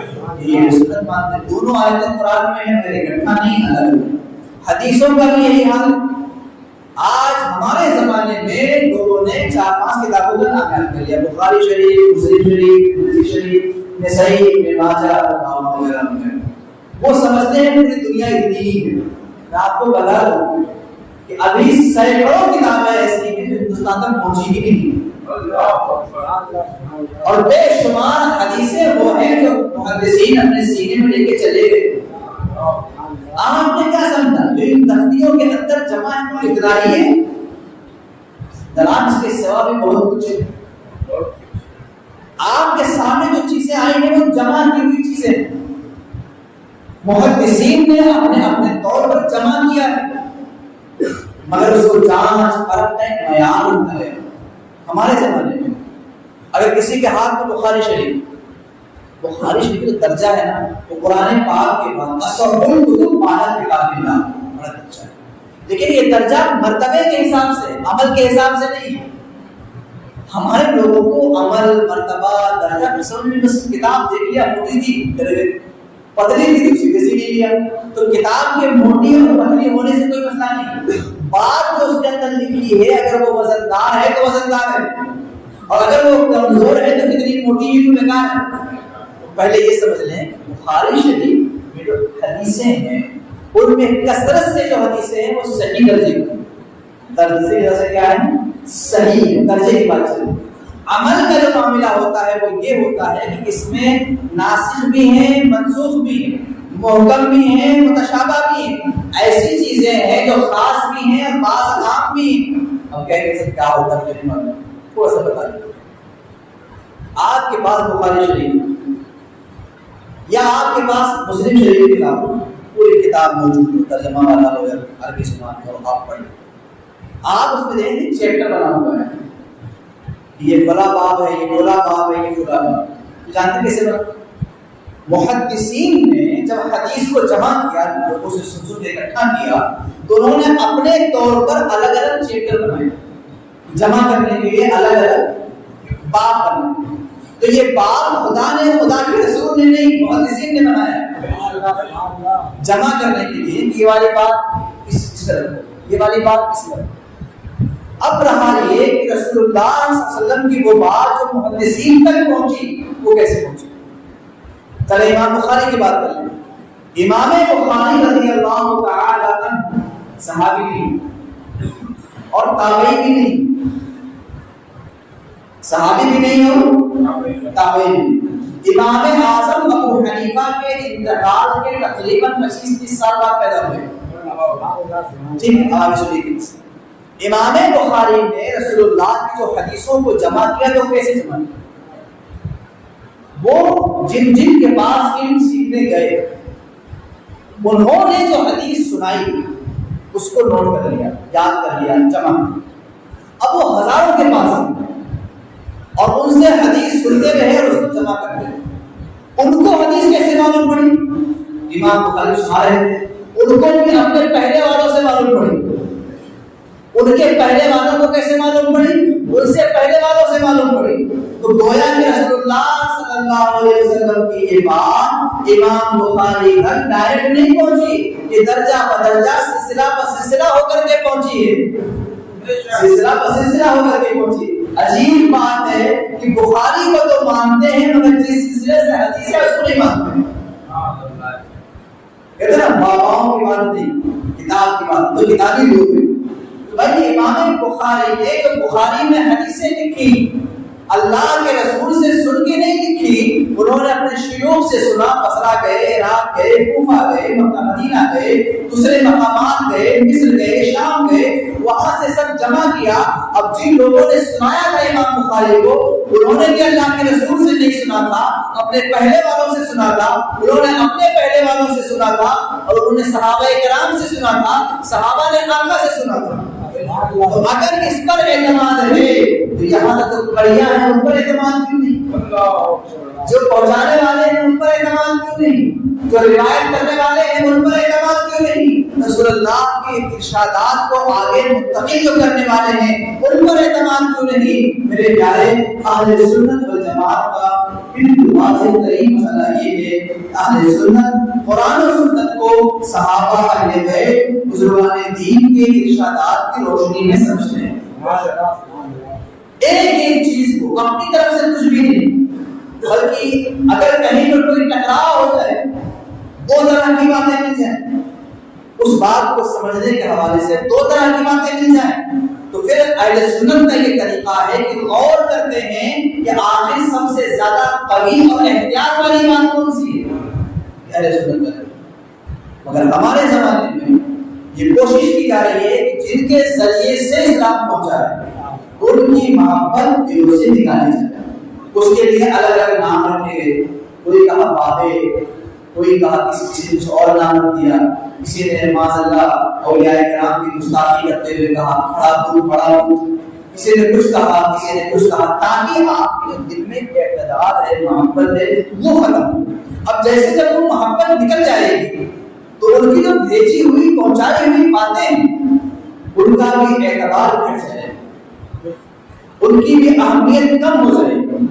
میں آپ سے کہوں گا ابو بکر صدیق رضی اللہ تعالیٰ عنہ بے شک دو پیر دو ہاتھ والے دو آنکھ کان والے، مگر درجہ جو ہمارے دل کے اندر ہے وہ کیا ہے؟ رسول اللہ کے صحابی، یارے غارے نبی، قرآن میں ان کا ذکر ہے، سب سے پہلے ایمان لائیں، بڑا عظیم مقام ہے ان کا، رسول اللہ کے پہلو میں آرام کر رہے ہیں، تو سرکار مدینہ صلی اللہ علیہ وسلم کی زوجہ پاک سیدہ عائشہ کے والد گرامی ہیں، وہ ایک احترام کہ اللہ نے ان کو یہ مرتبہ عطا فرمایا کہ سب سے پہلے سرکار پر ایمان لائے۔ اب جب ہم ان کی بات سنیں گے تو دل نرم ہوگا کہ ہاں صدیق اکبر کی بات ہے نا سچ کا، فاروق اعظم کی بات ہے نا سچ، لیکن جب ان کی محبت ہی دل سے نکل جائے گی تو جیسے اہرے غیرے جیسے ماشاء اللہ صحابہ کا خیال آئے گا، جب ایسا خیال دل کے اندر آئے گا تو اعتماد اٹھ جائے گا، بھروسہ اٹھ جائے گا، ایمان کمزور ہو جائے گا، عقیدہ متزلزل ہو جائے گا، اور اس کے بعد ایمان برہم کر دیا جائے گا۔ پھر آپ کہتے ہوں گے یار قرآن کی طرف بلا رہے ہیں، اس میں برائی کیا ہے؟ برائی کچھ بھی نہیں، دھوکہ، شہد دکھائے زہر ہو جائے، ایک دھوکہ، اس دھوکے کو بتا دیتا ہوں۔ قرآن پاک عربی زبان میں، اور وہ بھی کون سی عربی؟ اللہ تعالیٰ نے اتارا ہے اسے۔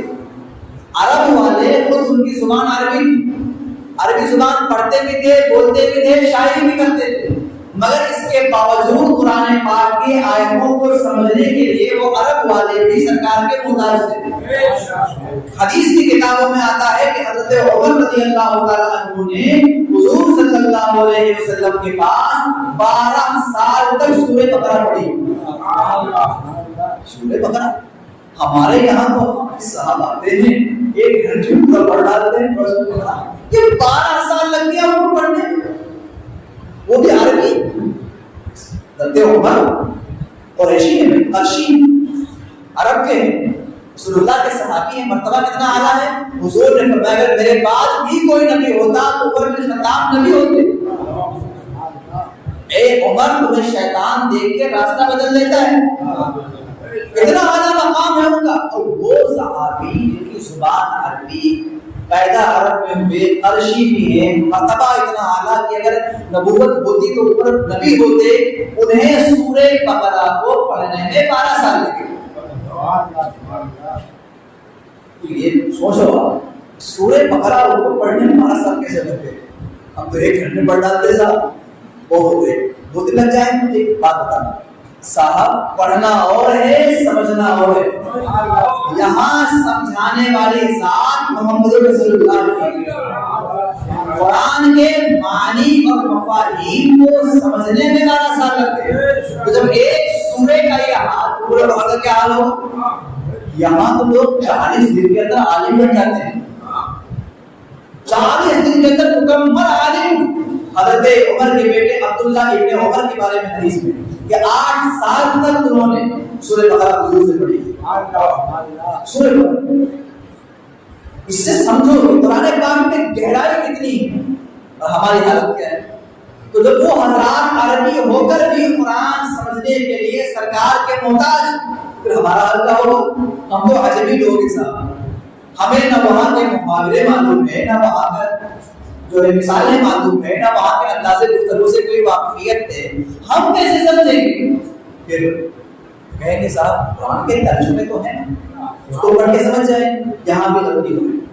ترجمہ آپ اور ہم جیسے کوئی عالم مولانا مفتی کرتے ہیں، خدا نے کیا ترجمہ، نبی نے ترجمہ کیا، صحابی نے ترجمہ کیا۔ تو ترجمہ آپ پڑھ رہے ہیں، بے شک وہ ترجمہ ہے، قرآن نہیں۔ قرآن ہے، ترجمہ ہے۔ جب آپ ترجمہ پڑھیں گے تو آپ اس ذہن میں رکھو کہ ترجمہ کرنے والے نے اس آیت کا یہی مطلب سمجھا ہے، اس آیت کا یہی مطلب سمجھا، لیکن یہ معنی نہیں کہ ہاں یہی مطلب ہے۔ اور سمجھیے آپ ترجمہ کرنے والے نے اس آیت کا یہی مطلب سمجھا ہے، ترجمہ کر دیا اس نے زبان، لیکن یہی مطلب ہے یقینی طور پر یہی مطلب کچھ ہے ہی نہیں نا. یہ 1000 ترجمے کر کے بھی فائدہ نہیں ہو سکتا. اسی لیے قرآن پاک کی تفسیر میں رسول اللہ کے زمانے سے لے کر آج تک ہزاروں تفسیریں لکھی گئی اور قیامت تک قرآن کی تفسیر لکھی جائے گی. 800 جلد میں قرآن پاک کی تفسیر لکھی گئی. ایک سورہ کی تفسیر 10 جلد میں کی گئی. ہے قرآن کے اندر اگر ترجمے میں ساری بات آ جاتی تفسیر کرنے کی کیا ضرورت تھی؟ پھر ہمارے لوگ سمجھتے ہیں کہ بہت آسان ہے. اور آسان والوں سے بتا دوں ایک لفظ ہے قرآن میں الصلاۃ. اقیم الصلاۃ یا یصلون علی النبی آیت پڑھتے ہیں اللہ و ملائکۃ یصلون علی النبی یا ایھا الذین آمنوا صلوا. یہ تو الصلاۃ عربی زبان کا لفظ ہے. اس کا معنی کیا ہے؟ زبان تو ہوگی. اب اس کا معنی دیکھنے کے لیے آپ کیا کریں؟ لغت دیکھیں. عربی زبان میں جو لغتیں لکھی گئی ہیں اس کو آپ دیکھیں. چلیں ہم کسی بابے کی بات نہیں مانیں اور ڈائریکٹ قرآن سمجھیں.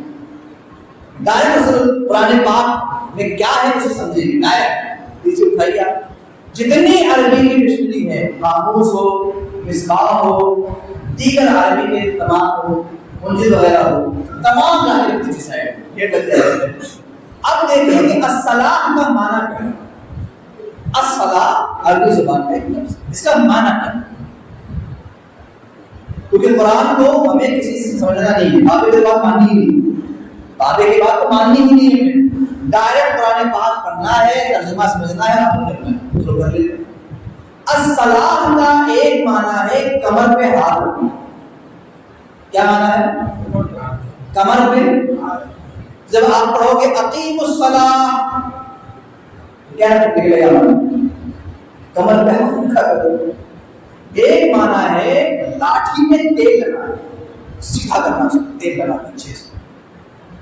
آپ تو بھائی بابے کی بات تو ماننی نہیں ہے. ڈائریکٹ قرآن پڑھنا ہے اور بس ترجمہ دیکھنا ہے عمل کرنا. تو الصلاۃ کا ایک معنی نکلتا ہے لاٹھی میں تیل لگانا. لہذا اقیم الصلاۃ لاٹھی میں تیل لگانا ہے. اللہ نے کہا یہ کام. الصلاۃ کا ایک معنی درود ہے. الصلاۃ کا ایک معنی درود. لہذا اقیم الصلاۃ درود پڑھا ترجمے میں. الصلاۃ کا ایک معنی رحمت. لہذا اقیم الصلاۃ رحمت طلب کیا. الصلاۃ کا ایک معنی دعا بھی. لہذا اقیم الصلاۃ دعا کر لیا. بابے کی بات نہیں ماننی ہے ڈائریکٹ قرآن کی بات ماننی ہے. تو اب مجھے بتائے ہمارے زمانے کے عالم گزرے ہیں پڑوس میں وہ فرماتے ہیں کہ میرے علم میں الصلاۃ کے 80 معنی ہیں. 80 معنی میرے علم فرماتے ہیں. تفسیر قرآن کے اندر ہے کہ میرے علم میں الصلاۃ کے 80 معنی ہیں. اب مجھے بتاؤ کہ اقیم الصلاۃ میں کون سا معنی لیا جائے گا؟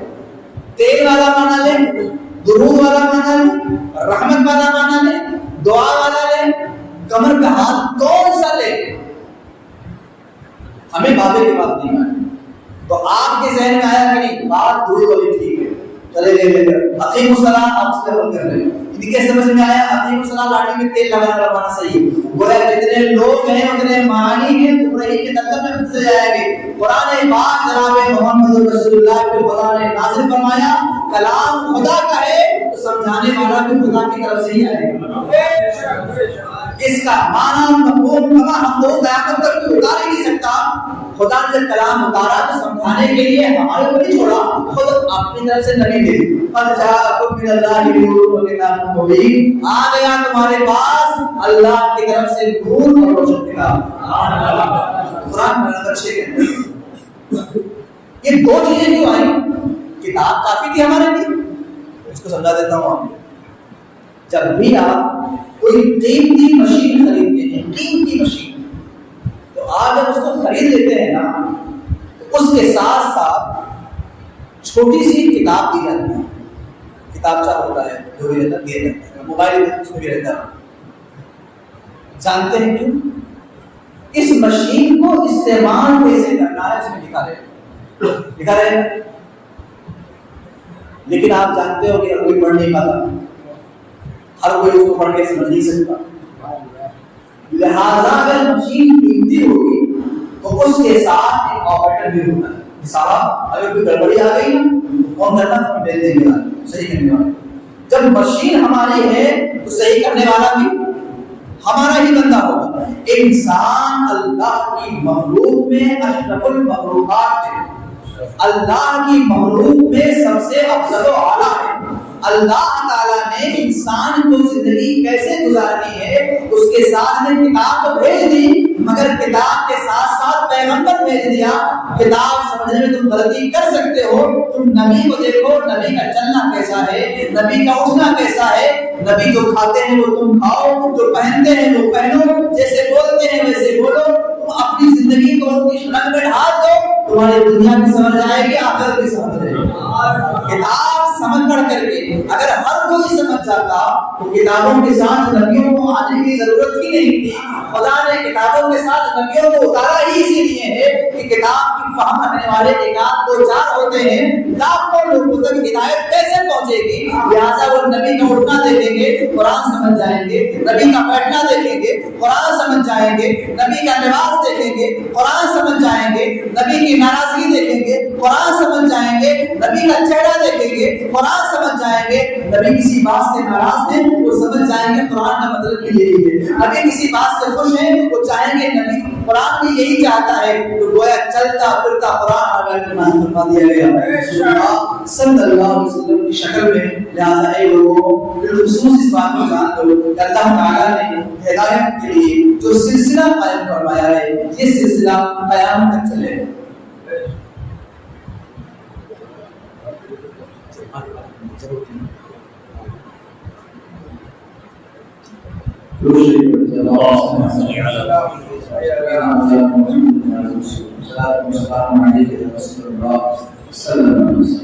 تو دو چیزیں توریت آئی اور ڈائریکٹ نہیں ہے، جناب موسیٰ ہے، انجیل جناب عیسیٰ، زبور جناب داؤد، صحف ابراہیم صحف موسیٰ جناب عیسیٰ موسیٰ ابراہیم موسیٰ۔ کیوں؟ کتاب جس کی طرف سے ہے، کیونکہ کتاب بہت اعلیٰ ہے تو سمجھانے والا بھی اسی اعلیٰ چاہیے۔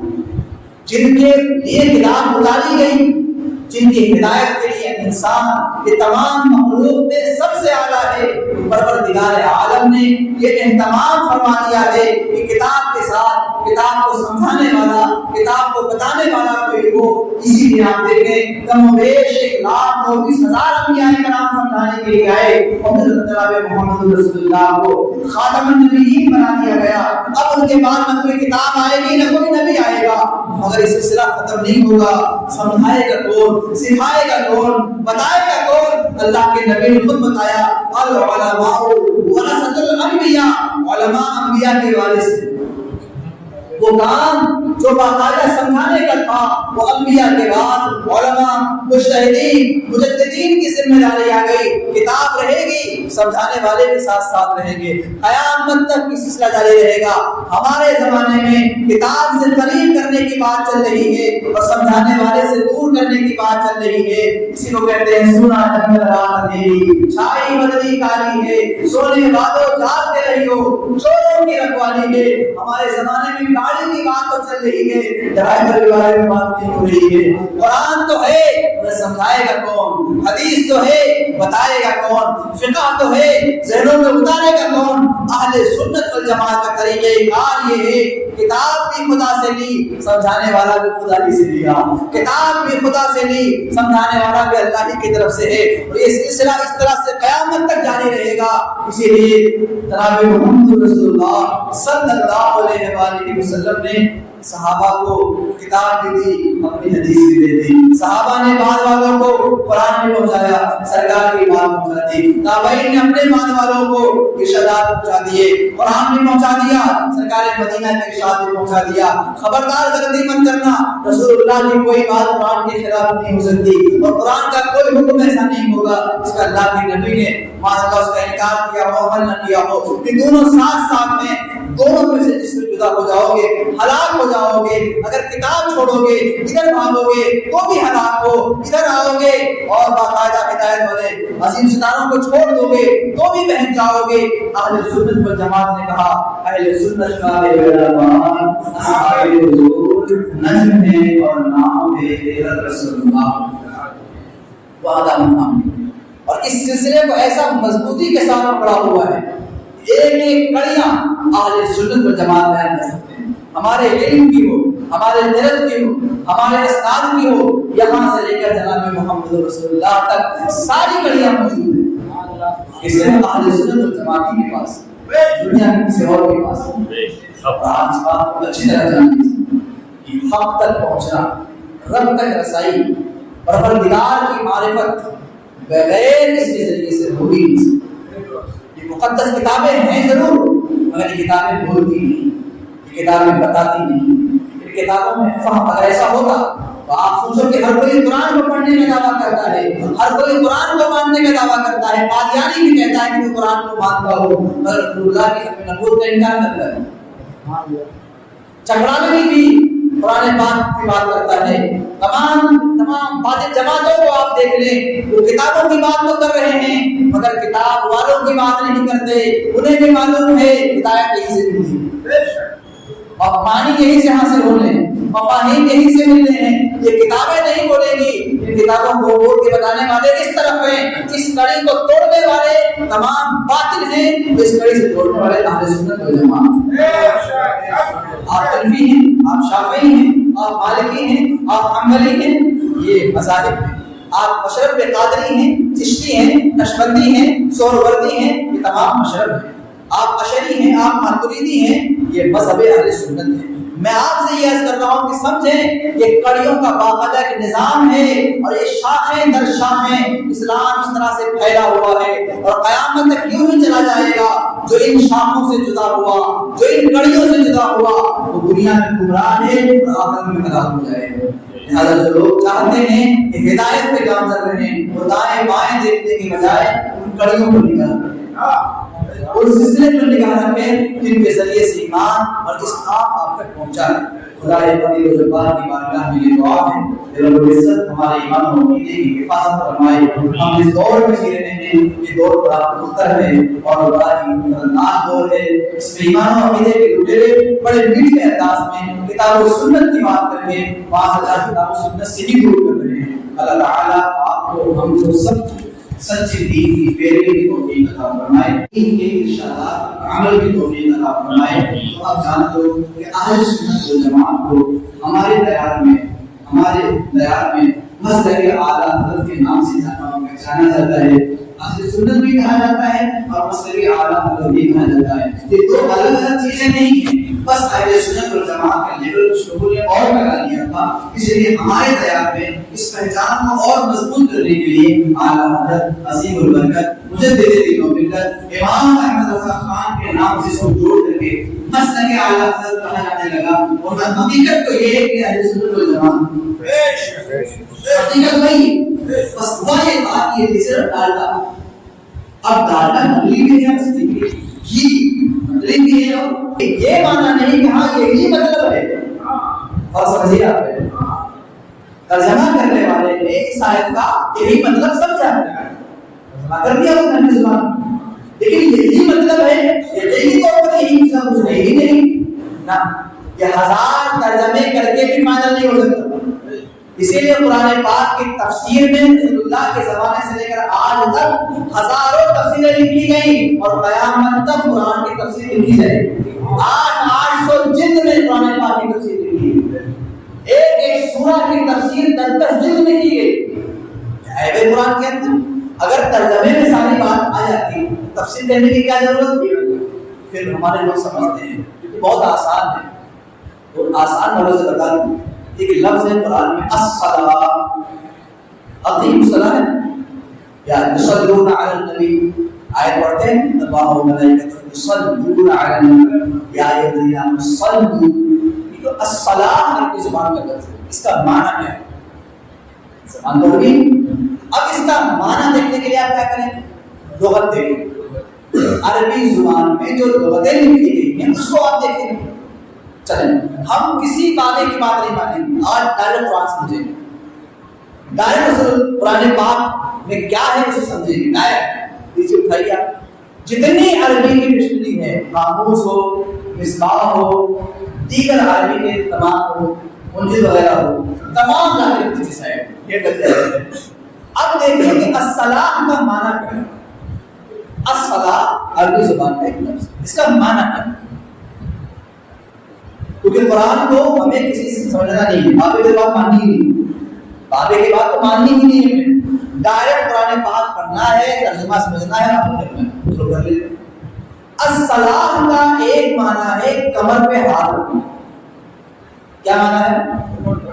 کمر پہ جب آپ پڑھو گے اقیموا الصلاۃ، کیا نکلے گا؟ کمر پہ ہاتھ رکھا کرو۔ ایک معنی ہے لاٹھی میں تیل لگانا، سیدھا کرنا، تیل لگانا اچھے سے۔ آپ تو بھائی بابے کی بات تو ماننی نہیں ہے، ڈائریکٹ قرآن پڑھنا ہے اور بس ترجمہ دیکھنا ہے، عمل کرنا ہے۔ الصلاۃ کا ایک معنی نکلتا ہے لاٹھی میں تیل لگانا، لہذا اقیموا الصلاۃ، لاٹھی میں تیل لگانا، بولو اللہ نے کہا یہ کام۔ الصلاۃ کا ایک معنی درود ہے، الصلاۃ کا ایک معنی درود، لہذا اقیموا الصلاۃ، درود پڑھا ترجمے میں۔ الصلاۃ کا ایک معنی رحمت، لہذا اقیموا الصلاۃ، رحمت طلب کیا۔ الصلاۃ کا ایک معنی دعا بھی، لہذا اقیموا الصلاۃ، دعا کر لیا۔ بابے کی بات نہیں ماننی ہے، ڈائریکٹ قرآن کی بات ماننی ہے۔ تو اب مجھے بتائیں، ہمارے زمانے کے عالم گزرے ہیں پڑوس میں، وہ فرماتے ہیں کہ میرے علم میں الصلاۃ کے 80 معنی ہیں، 80 معنی میرے علم فرماتے ہیں، تفسیر قرآن کے اندر ہے کہ میرے علم میں الصلاۃ کے 80 معنی ہیں۔ اب مجھے بتاؤ کہ اقیموا الصلاۃ میں کون سا معنی لیا جائے گا؟ تیل والا معنی لیں، درود والا معنی لیں، رحمت والا معنی لیں، دعا والا لیں، کمر پہ ہاتھ کون سا لیں؟ ہمیں بابے کی بات نہیں مانی، تو آپ کے ذہن میں آیا کہ نہیں بات درود والی ٹھیک ہے، چلے گئے اقیموا الصلاۃ، آپ اس پہ عمل کر لیں۔ کیسے سمجھ میں آیا؟ اقیموا الصلاۃ لاٹھی میں تیل لگانے والا معنی صحیح ہے۔ گویا جتنے لوگ ہیں اتنے معنی ہیں قرآن کے ترجمے میں پھنس جائیں گے۔ قرآن پاک جناب محمد رسول اللہ کو خدا نے نازل فرمایا، کلام خدا کا ہے تو سمجھانے والا بھی خدا کی طرف سے ہی آئے گا۔ اس کا معنی مفہوم ہم لوگ قیامت تک کوئی اتار ہی نہیں سکتا۔ خدا نے جب کلام اتارا تو سمجھانے کے لیے ہمارے کو نہیں چھوڑا، خود اپنی طرف سے نبی دے دی۔ فَجَاءَكُم مِّنَ اللَّهِ نُورٌ وَكِتَابٌ مُّبِينٌ، آ گیا تمہارے پاس اللہ کی طرف سے نور اور روشن کتاب۔ قرآن میں اچھے کہتے ہیں یہ دو چیزیں کیوں آئی؟ کتاب کافی تھی ہمارے لیے، اس کو سمجھا دیتا ہوں آپ۔ جب بھی آپ کوئی قیمتی مشین خریدتے ہیں، قیمتی مشین، تو آپ جب اس کو خرید لیتے ہیں نا، تو اس کے ساتھ ساتھ چھوٹی سی کتاب دی جاتی ہے، کتابچہ ہوتا ہے جو بھی رہتا دیا جاتا ہے، موبائل اس میں بھی رہتا ہے۔ جانتے ہیں کیوں؟ اس مشین کو استعمال کیسے کرنا ہے اس میں لکھا رہے، لیکن آپ جانتے ہو کہ ہر کوئی پڑھ نہیں پاتا، ہر کوئی اس کو پڑھ کے سمجھ نہیں سکتا، لہذا اگر مشین قیمتی ہوگی تو اس کے ساتھ ایک آپریٹر بھی ہوتا ہے۔ مثال اگر کوئی گڑبڑی آ گئی نا تو فون کرنا تو بھیج دیں گے صحیح کرنے والا۔ جب مشین ہماری ہے تو صحیح کرنے والا بھی ہمارا ہی بندہ ہوگا۔ انسان اللہ کی مخلوق میں اشرف المخلوقات ہے، اللہ کی مخلوق میں سب سے افضل و اعلیٰ ہے۔ اللہ تعالیٰ نے انسان کو زندگی کیسے گزارنی ہے اس کے ساتھ نے کتاب تو بھیج دی، مگر کتاب کے ساتھ ساتھ پیغمبر بھیج دیا۔ کتاب سمجھنے میں تم غلطی کر سکتے ہو، تم نبی کو دیکھو، نبی کا چلنا کیسا ہے، نبی کا اٹھنا کیسا ہے، نبی جو کھاتے ہیں وہ تم کھاؤ، جو پہنتے ہیں وہ پہنو، جیسے بولتے ہیں ویسے بولو، تم اپنی زندگی کو ان کی سڑک میں ڈھال دو، تمہاری دنیا بھی سمجھ آئے گی، آخرت بھی سمجھ آئے گی۔ کتاب سمجھ پڑھ کر کے اگر ہر کوئی سمجھ جاتا تو کتابوں کے ساتھ نبیوں کو آنے کی ضرورت ہی نہیں تھی. خدا نے کتابوں کے ساتھ نبیوں کو اتارا ہی اسی لیے ہے کہ کتاب کی فہم رکھنے والے ایک آدھ دو چار ہوتے ہیں، لاکھوں لوگوں تک ہدایت کیسے پہنچے گی؟ لہٰذا وہ نبی کا اٹھنا دیکھیں گے قرآن سمجھ جائیں گے، نبی کا بیٹھنا دیکھیں گے قرآن سمجھ جائیں گے، نبی کا لباس دیکھیں گے قرآن سمجھ جائیں گے، نبی کی ناراضگی دیکھیں گے قرآن سمجھ جائیں گے، نبی کا چہرہ دیکھیں گے قرآن سمجھ جائیں گے. نبی کسی بات سے ناراض ہیں وہ سمجھ جائیں گے قرآن کا مطلب بھی یہی ہے. نبی کسی بات سے خوش ہیں وہ چاہیں گے نبی قرآن بھی یہی چاہتا ہے. تو گویا چلتا پھرتا قرآن آگے نازل فرما دیا گیا صلی اللہ علیہ وسلم کی شکل میں. لہٰذا اے لوگوں بالخصوص اس بات کو جان لو کہ اللہ تعالیٰ نے ہدایت کے لیے جو سلسلہ قائم فرمایا ہے یہ سلسلہ قیام تک چلے.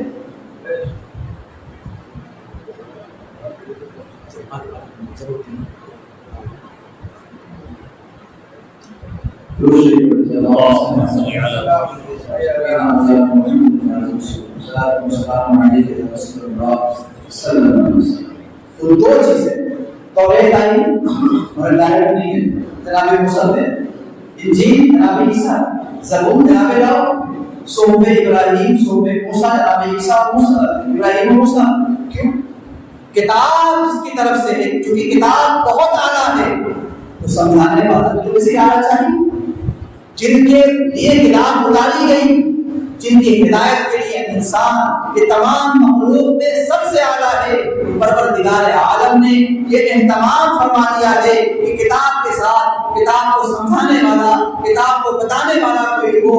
اسی لیے آپ دیکھیں کم و بیش 1,29,000 انبیاء کرام سمجھانے کے لیے آئے اور حضرت جناب محمد رسول اللہ کو خاتم النبیین بنا دیا گیا. اب ان کے بعد نہ کوئی کتاب آئے گی نہ کوئی نبی آئے گا، مگر یہ سلسلہ ختم نہیں ہوگا. سمجھائے گا کون؟ سکھائے گا کون؟ بتائے گا کون؟ اللہ کے نبی نے خود بتایا العلماء ورثۃ الانبیاء، علماء انبیاء کے وارث.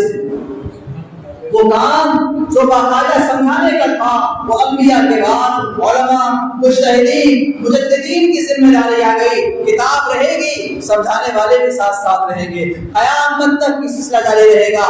ہمارے زمانے میں کتاب سے قریب کرنے کی بات چل رہی ہے اور سمجھانے والے سے دور کرنے کی بات چل رہی ہے. اسی کو کہتے ہیں سونا جنگل رات اندھیری، چھائی بدلی کالی ہے، سونے والو جاگتے رہیو، چوروں کی رکھوالی ہے. ہمارے زمانے میں گاڑی کی بات تو چل رہی ہے، ڈرائیور کے بارے میں بات نہیں ہو رہی ہے. قرآن تو ہے مگر سمجھائے گا کون؟ حدیث تو ہے بتائے گا کون؟ فقہ تو ہے ذہنوں میں اتارے گا کون؟ اہل سنت والجماعت کا طریقہ کار یہ ہے کتاب بھی خدا سے لی، سمجھانے والا بھی خدا ہی سے لیا. کتاب بھی خدا سے لی، سمجھانے والا بھی اللہ ہی کی طرف سے ہے. اور یہ سلسلہ اس طرح سے قیامت تک جاری رہے گا.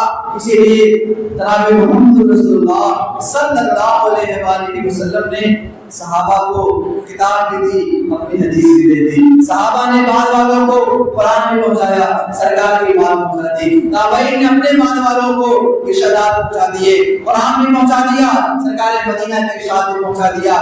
خبردار غلطی مت کرنا، رسول اللہ کی کوئی بات قرآن کے خلاف نہیں ہو سکتی اور قرآن کا کوئی حکم ایسا نہیں ہوگا جس کا اللہ کے نبی نے مان اس کا انکار کیا ہو، عمل نہ کیا ہو. کہ دونوں ساتھ ساتھ میں، دونوں میں سے جس میں جدا ہو جاؤ گے ہلاک ہو جاؤ گے. اگر کتاب چھوڑو گے ادھر بھاگو گے تو بھی ہلاک ہو، ادھر آؤ گے اور باقاعدہ ہدایت والے عظیم ستاروں کو چھوڑ دو گے تو بھی بہن جاؤ گے. اہل سنت والجماعت نے کہا اہل سنت کا علماء اصحاب حضور نجم ہے اور نام ہے حضرت رسول اللہ وعدہ محمد. اور اس سلسلے کو ایسا مضبوطی کے ساتھ پکڑا ہوا ہے، ایک ایک کڑیاں اہل سنت والجماعت بیان کر سکتے ہیں. ہمارے علم کی ہو، ہمارے درد کی ہو، ہمارے اسناد کی ہو، یہاں سے لے کر جناب محمد رسول اللہ تک ساری کڑیاں موجود ہیں. اس سے اہل سنت والجماعت کے پاس دنیا میں کسی اور کے پاس آپ اس بات کو اچھی طرح جانتے ہیں کہ حق تک پہنچنا، رب تک رسائی، پروردگار کی معرفت بغیر اس کے ذریعے سے ہو ہی نہیں سکتی. یہ مقدس کتابیں ہیں ضرور مگر یہ کتابیں بولتی نہیں، یہ کتابیں بتاتی نہیں. ان کتابوں میں فہم اگر ایسا ہوتا تو تو آپ سوچو کہ ہر کوئی قرآن کو پڑھنے کا دعویٰ کرتا ہے، ہر کوئی قرآن کو ماننے کا دعویٰ کرتا ہے، قادیانی بھی کہتا ہے کہ وہ قرآن کو مانتا ہو اور رسول اللہ کی حق نبوت کا انکار کرتا ہے، چکرانی بھی قرآن پاک کی بات کرتا ہے، تمام باتیں جماعتوں کو آپ دیکھ لیں، وہ کتابوں کی بات تو کر رہے ہیں مگر کتاب والوں کی بات نہیں کرتے، انہیں بھی معلوم ہے ہدایت یہی سے ملتی ہے اور پانی یہی سے حاصل ہونے ہیں، مفاہیم یہی سے ملنے ہیں، یہ کتابیں نہیں بولے گی، ان کتابوں کو بول کے بتانے والے اس طرف ہیں، اس کڑی کو توڑنے والے تمام باطل ہیں، اس کڑی سے توڑنے والے اہل سنت والجماعت۔ آپ حنفی ہیں، آپ شافعی ہیں، آپ مالکی ہیں، آپ حنبلی ہیں، یہ مذاہب ہیں، آپ مشرب قادری ہیں، چشتی ہیں، نقشبندی ہیں، سہروردی ہیں، یہ تمام مشرب ہیں، آپ اشعری ہیں، آپ ماتریدی ہیں، یہ مذہب اہل سنت ہے۔ میں آپ سے یہ عرض کر رہا ہوں کہ سمجھیں یہ کڑیوں کا باقاعدہ ایک نظام ہے اور یہ شاخیں در شاخیں اسلام اس طرح سے پھیلا ہوا ہے اور قیامت تک یوں ہی چلا جائے گا، جو ان شاخوں سے جدا ہوا، جو ان کڑیوں سے جدا ہوا وہ دنیا میں گمراہ ہے اور آخرت میں ہلاک ہو جائے گا۔ لہٰذا جو لوگ چاہتے ہیں کہ ہدایت پہ کام کر رہے ہیں وہ دائیں بائیں دیکھنے کی بجائے ان کڑیوں کو نگاہ رکھیں، اس سلسلے پر نگاہ رکھیں جن کے ذریعے سے ایمان اور اسلام آپ تک پہنچا ہے۔ خدا قدیر و جبار کی بارگاہ میں یہ دعا ہے کہ رب العزت ہمارے ایمان و عقیدے کی حفاظت فرمائے۔ ہم اس دور میں جی رہے ہیں، یہ دور بڑا پختہ ہے اور بڑا ہی خطرناک دور ہے، اس میں ایمان و عقیدے کے لٹیرے بڑے میٹھے انداز میں کتاب و سنت کی بات کر کے وہاں سے کتاب و سنت سے ہی دور کر رہے ہیں۔ اللہ تعالیٰ آپ کو ہم کو سب سچے دین کی پیروی کی توفیق عطا فرمائے، دین کے ارشادات عمل کی توفیق عطا فرمائے۔ تو آپ جانتے ہو کہ اہل سنت والجماعت کو ہمارے دیار میں مسلک اعلیٰ حضرت کے نام سے پہچانا جاتا ہے، اہل سنت بھی کہا جاتا ہے اور مسلک اعلیٰ حضرت بھی کہا جاتا ہے۔ یہ دو الگ الگ چیزیں نہیں ہیں، بس اہل سنت والجماعت کا لیبل کچھ لوگوں نے اور لگا لیا تھا، اس لیے ہمارے دیار میں اس پہچان کو اور مضبوط کرنے کے لیے اعلیٰ حضرت عظیم البرکت مجدد دین و ملت امام احمد رضا خان کے نام سے اس کو جوڑ کر کے مسلک اعلیٰ حضرت کہا جانے لگا۔ اور حقیقت تو یہ ہے کہ اہل سنت والجماعت حقیقت نہیں، بس ہوا یہ بات یہ تیسرا ڈالتا، اب ڈالتا نقلی بھی ہے، اصلی بھی ہے، گھی نقلی بھی ہے اور جب اصلی گھی کے مقابلے میں نقلی گھی تیار ہو گئے تو نقلی گھی والے نے بھی گھی لکھا، اب یہ کیا کرے اس نے ایک نئے نام سے پکارا ہے، نقلی تو نقلی ہے مگر اصلی نے ایک نئے نام سے پکارا ہے تاکہ وہ دھوکہ نہ کھائے۔ تو آپ دیکھیں کہ اہل سنت والجماعت صحابہ سے لے کر آج تک وہ قیامت تک رہیں گے۔ بات یہ ہے کہ جن علاقوں میں کچھ غلط لوگوں نے اپنے آپ کو اہل سنت کہنا شروع کر دیا تھا، ان سے فرق کرنے کے لیے مسلک اعلیٰ حضرت کہا جانے لگا۔ الحمدللہ بڑے فخر سے کہتے ہیں مسلک اعلیٰ، اس لیے کہ اعلیٰ حضرت کی تعلیم کوئی نئی تعلیم نہیں ہے، انہوں نے صحابہ اہل بیت کی تعلیم کو ہی آگے پہنچایا، بزرگان دین کی تعلیم کا نچوڑ ہمارے سامنے پیش کیا ہے۔ ہزاروں کتابوں کا مطالعہ کر کے کسی بات کو اکٹھا کرنے والی ذات کا نام اعلیٰ حضرت ہے۔ ہم گویا جب اعلیٰ حضرت کو پڑھتے ہیں تو ایک ساتھ مجتہدین کو بھی پڑھتے ہیں، مجددین کو بھی پڑھتے ہیں۔ ہم ہزاروں کتابیں اکٹھا رکھ کر مطالعہ نہیں کر سکتے تھے، ہزاروں کتابوں کا علم اعلیٰ حضرت کی کتابوں کے اندر موجود ہے۔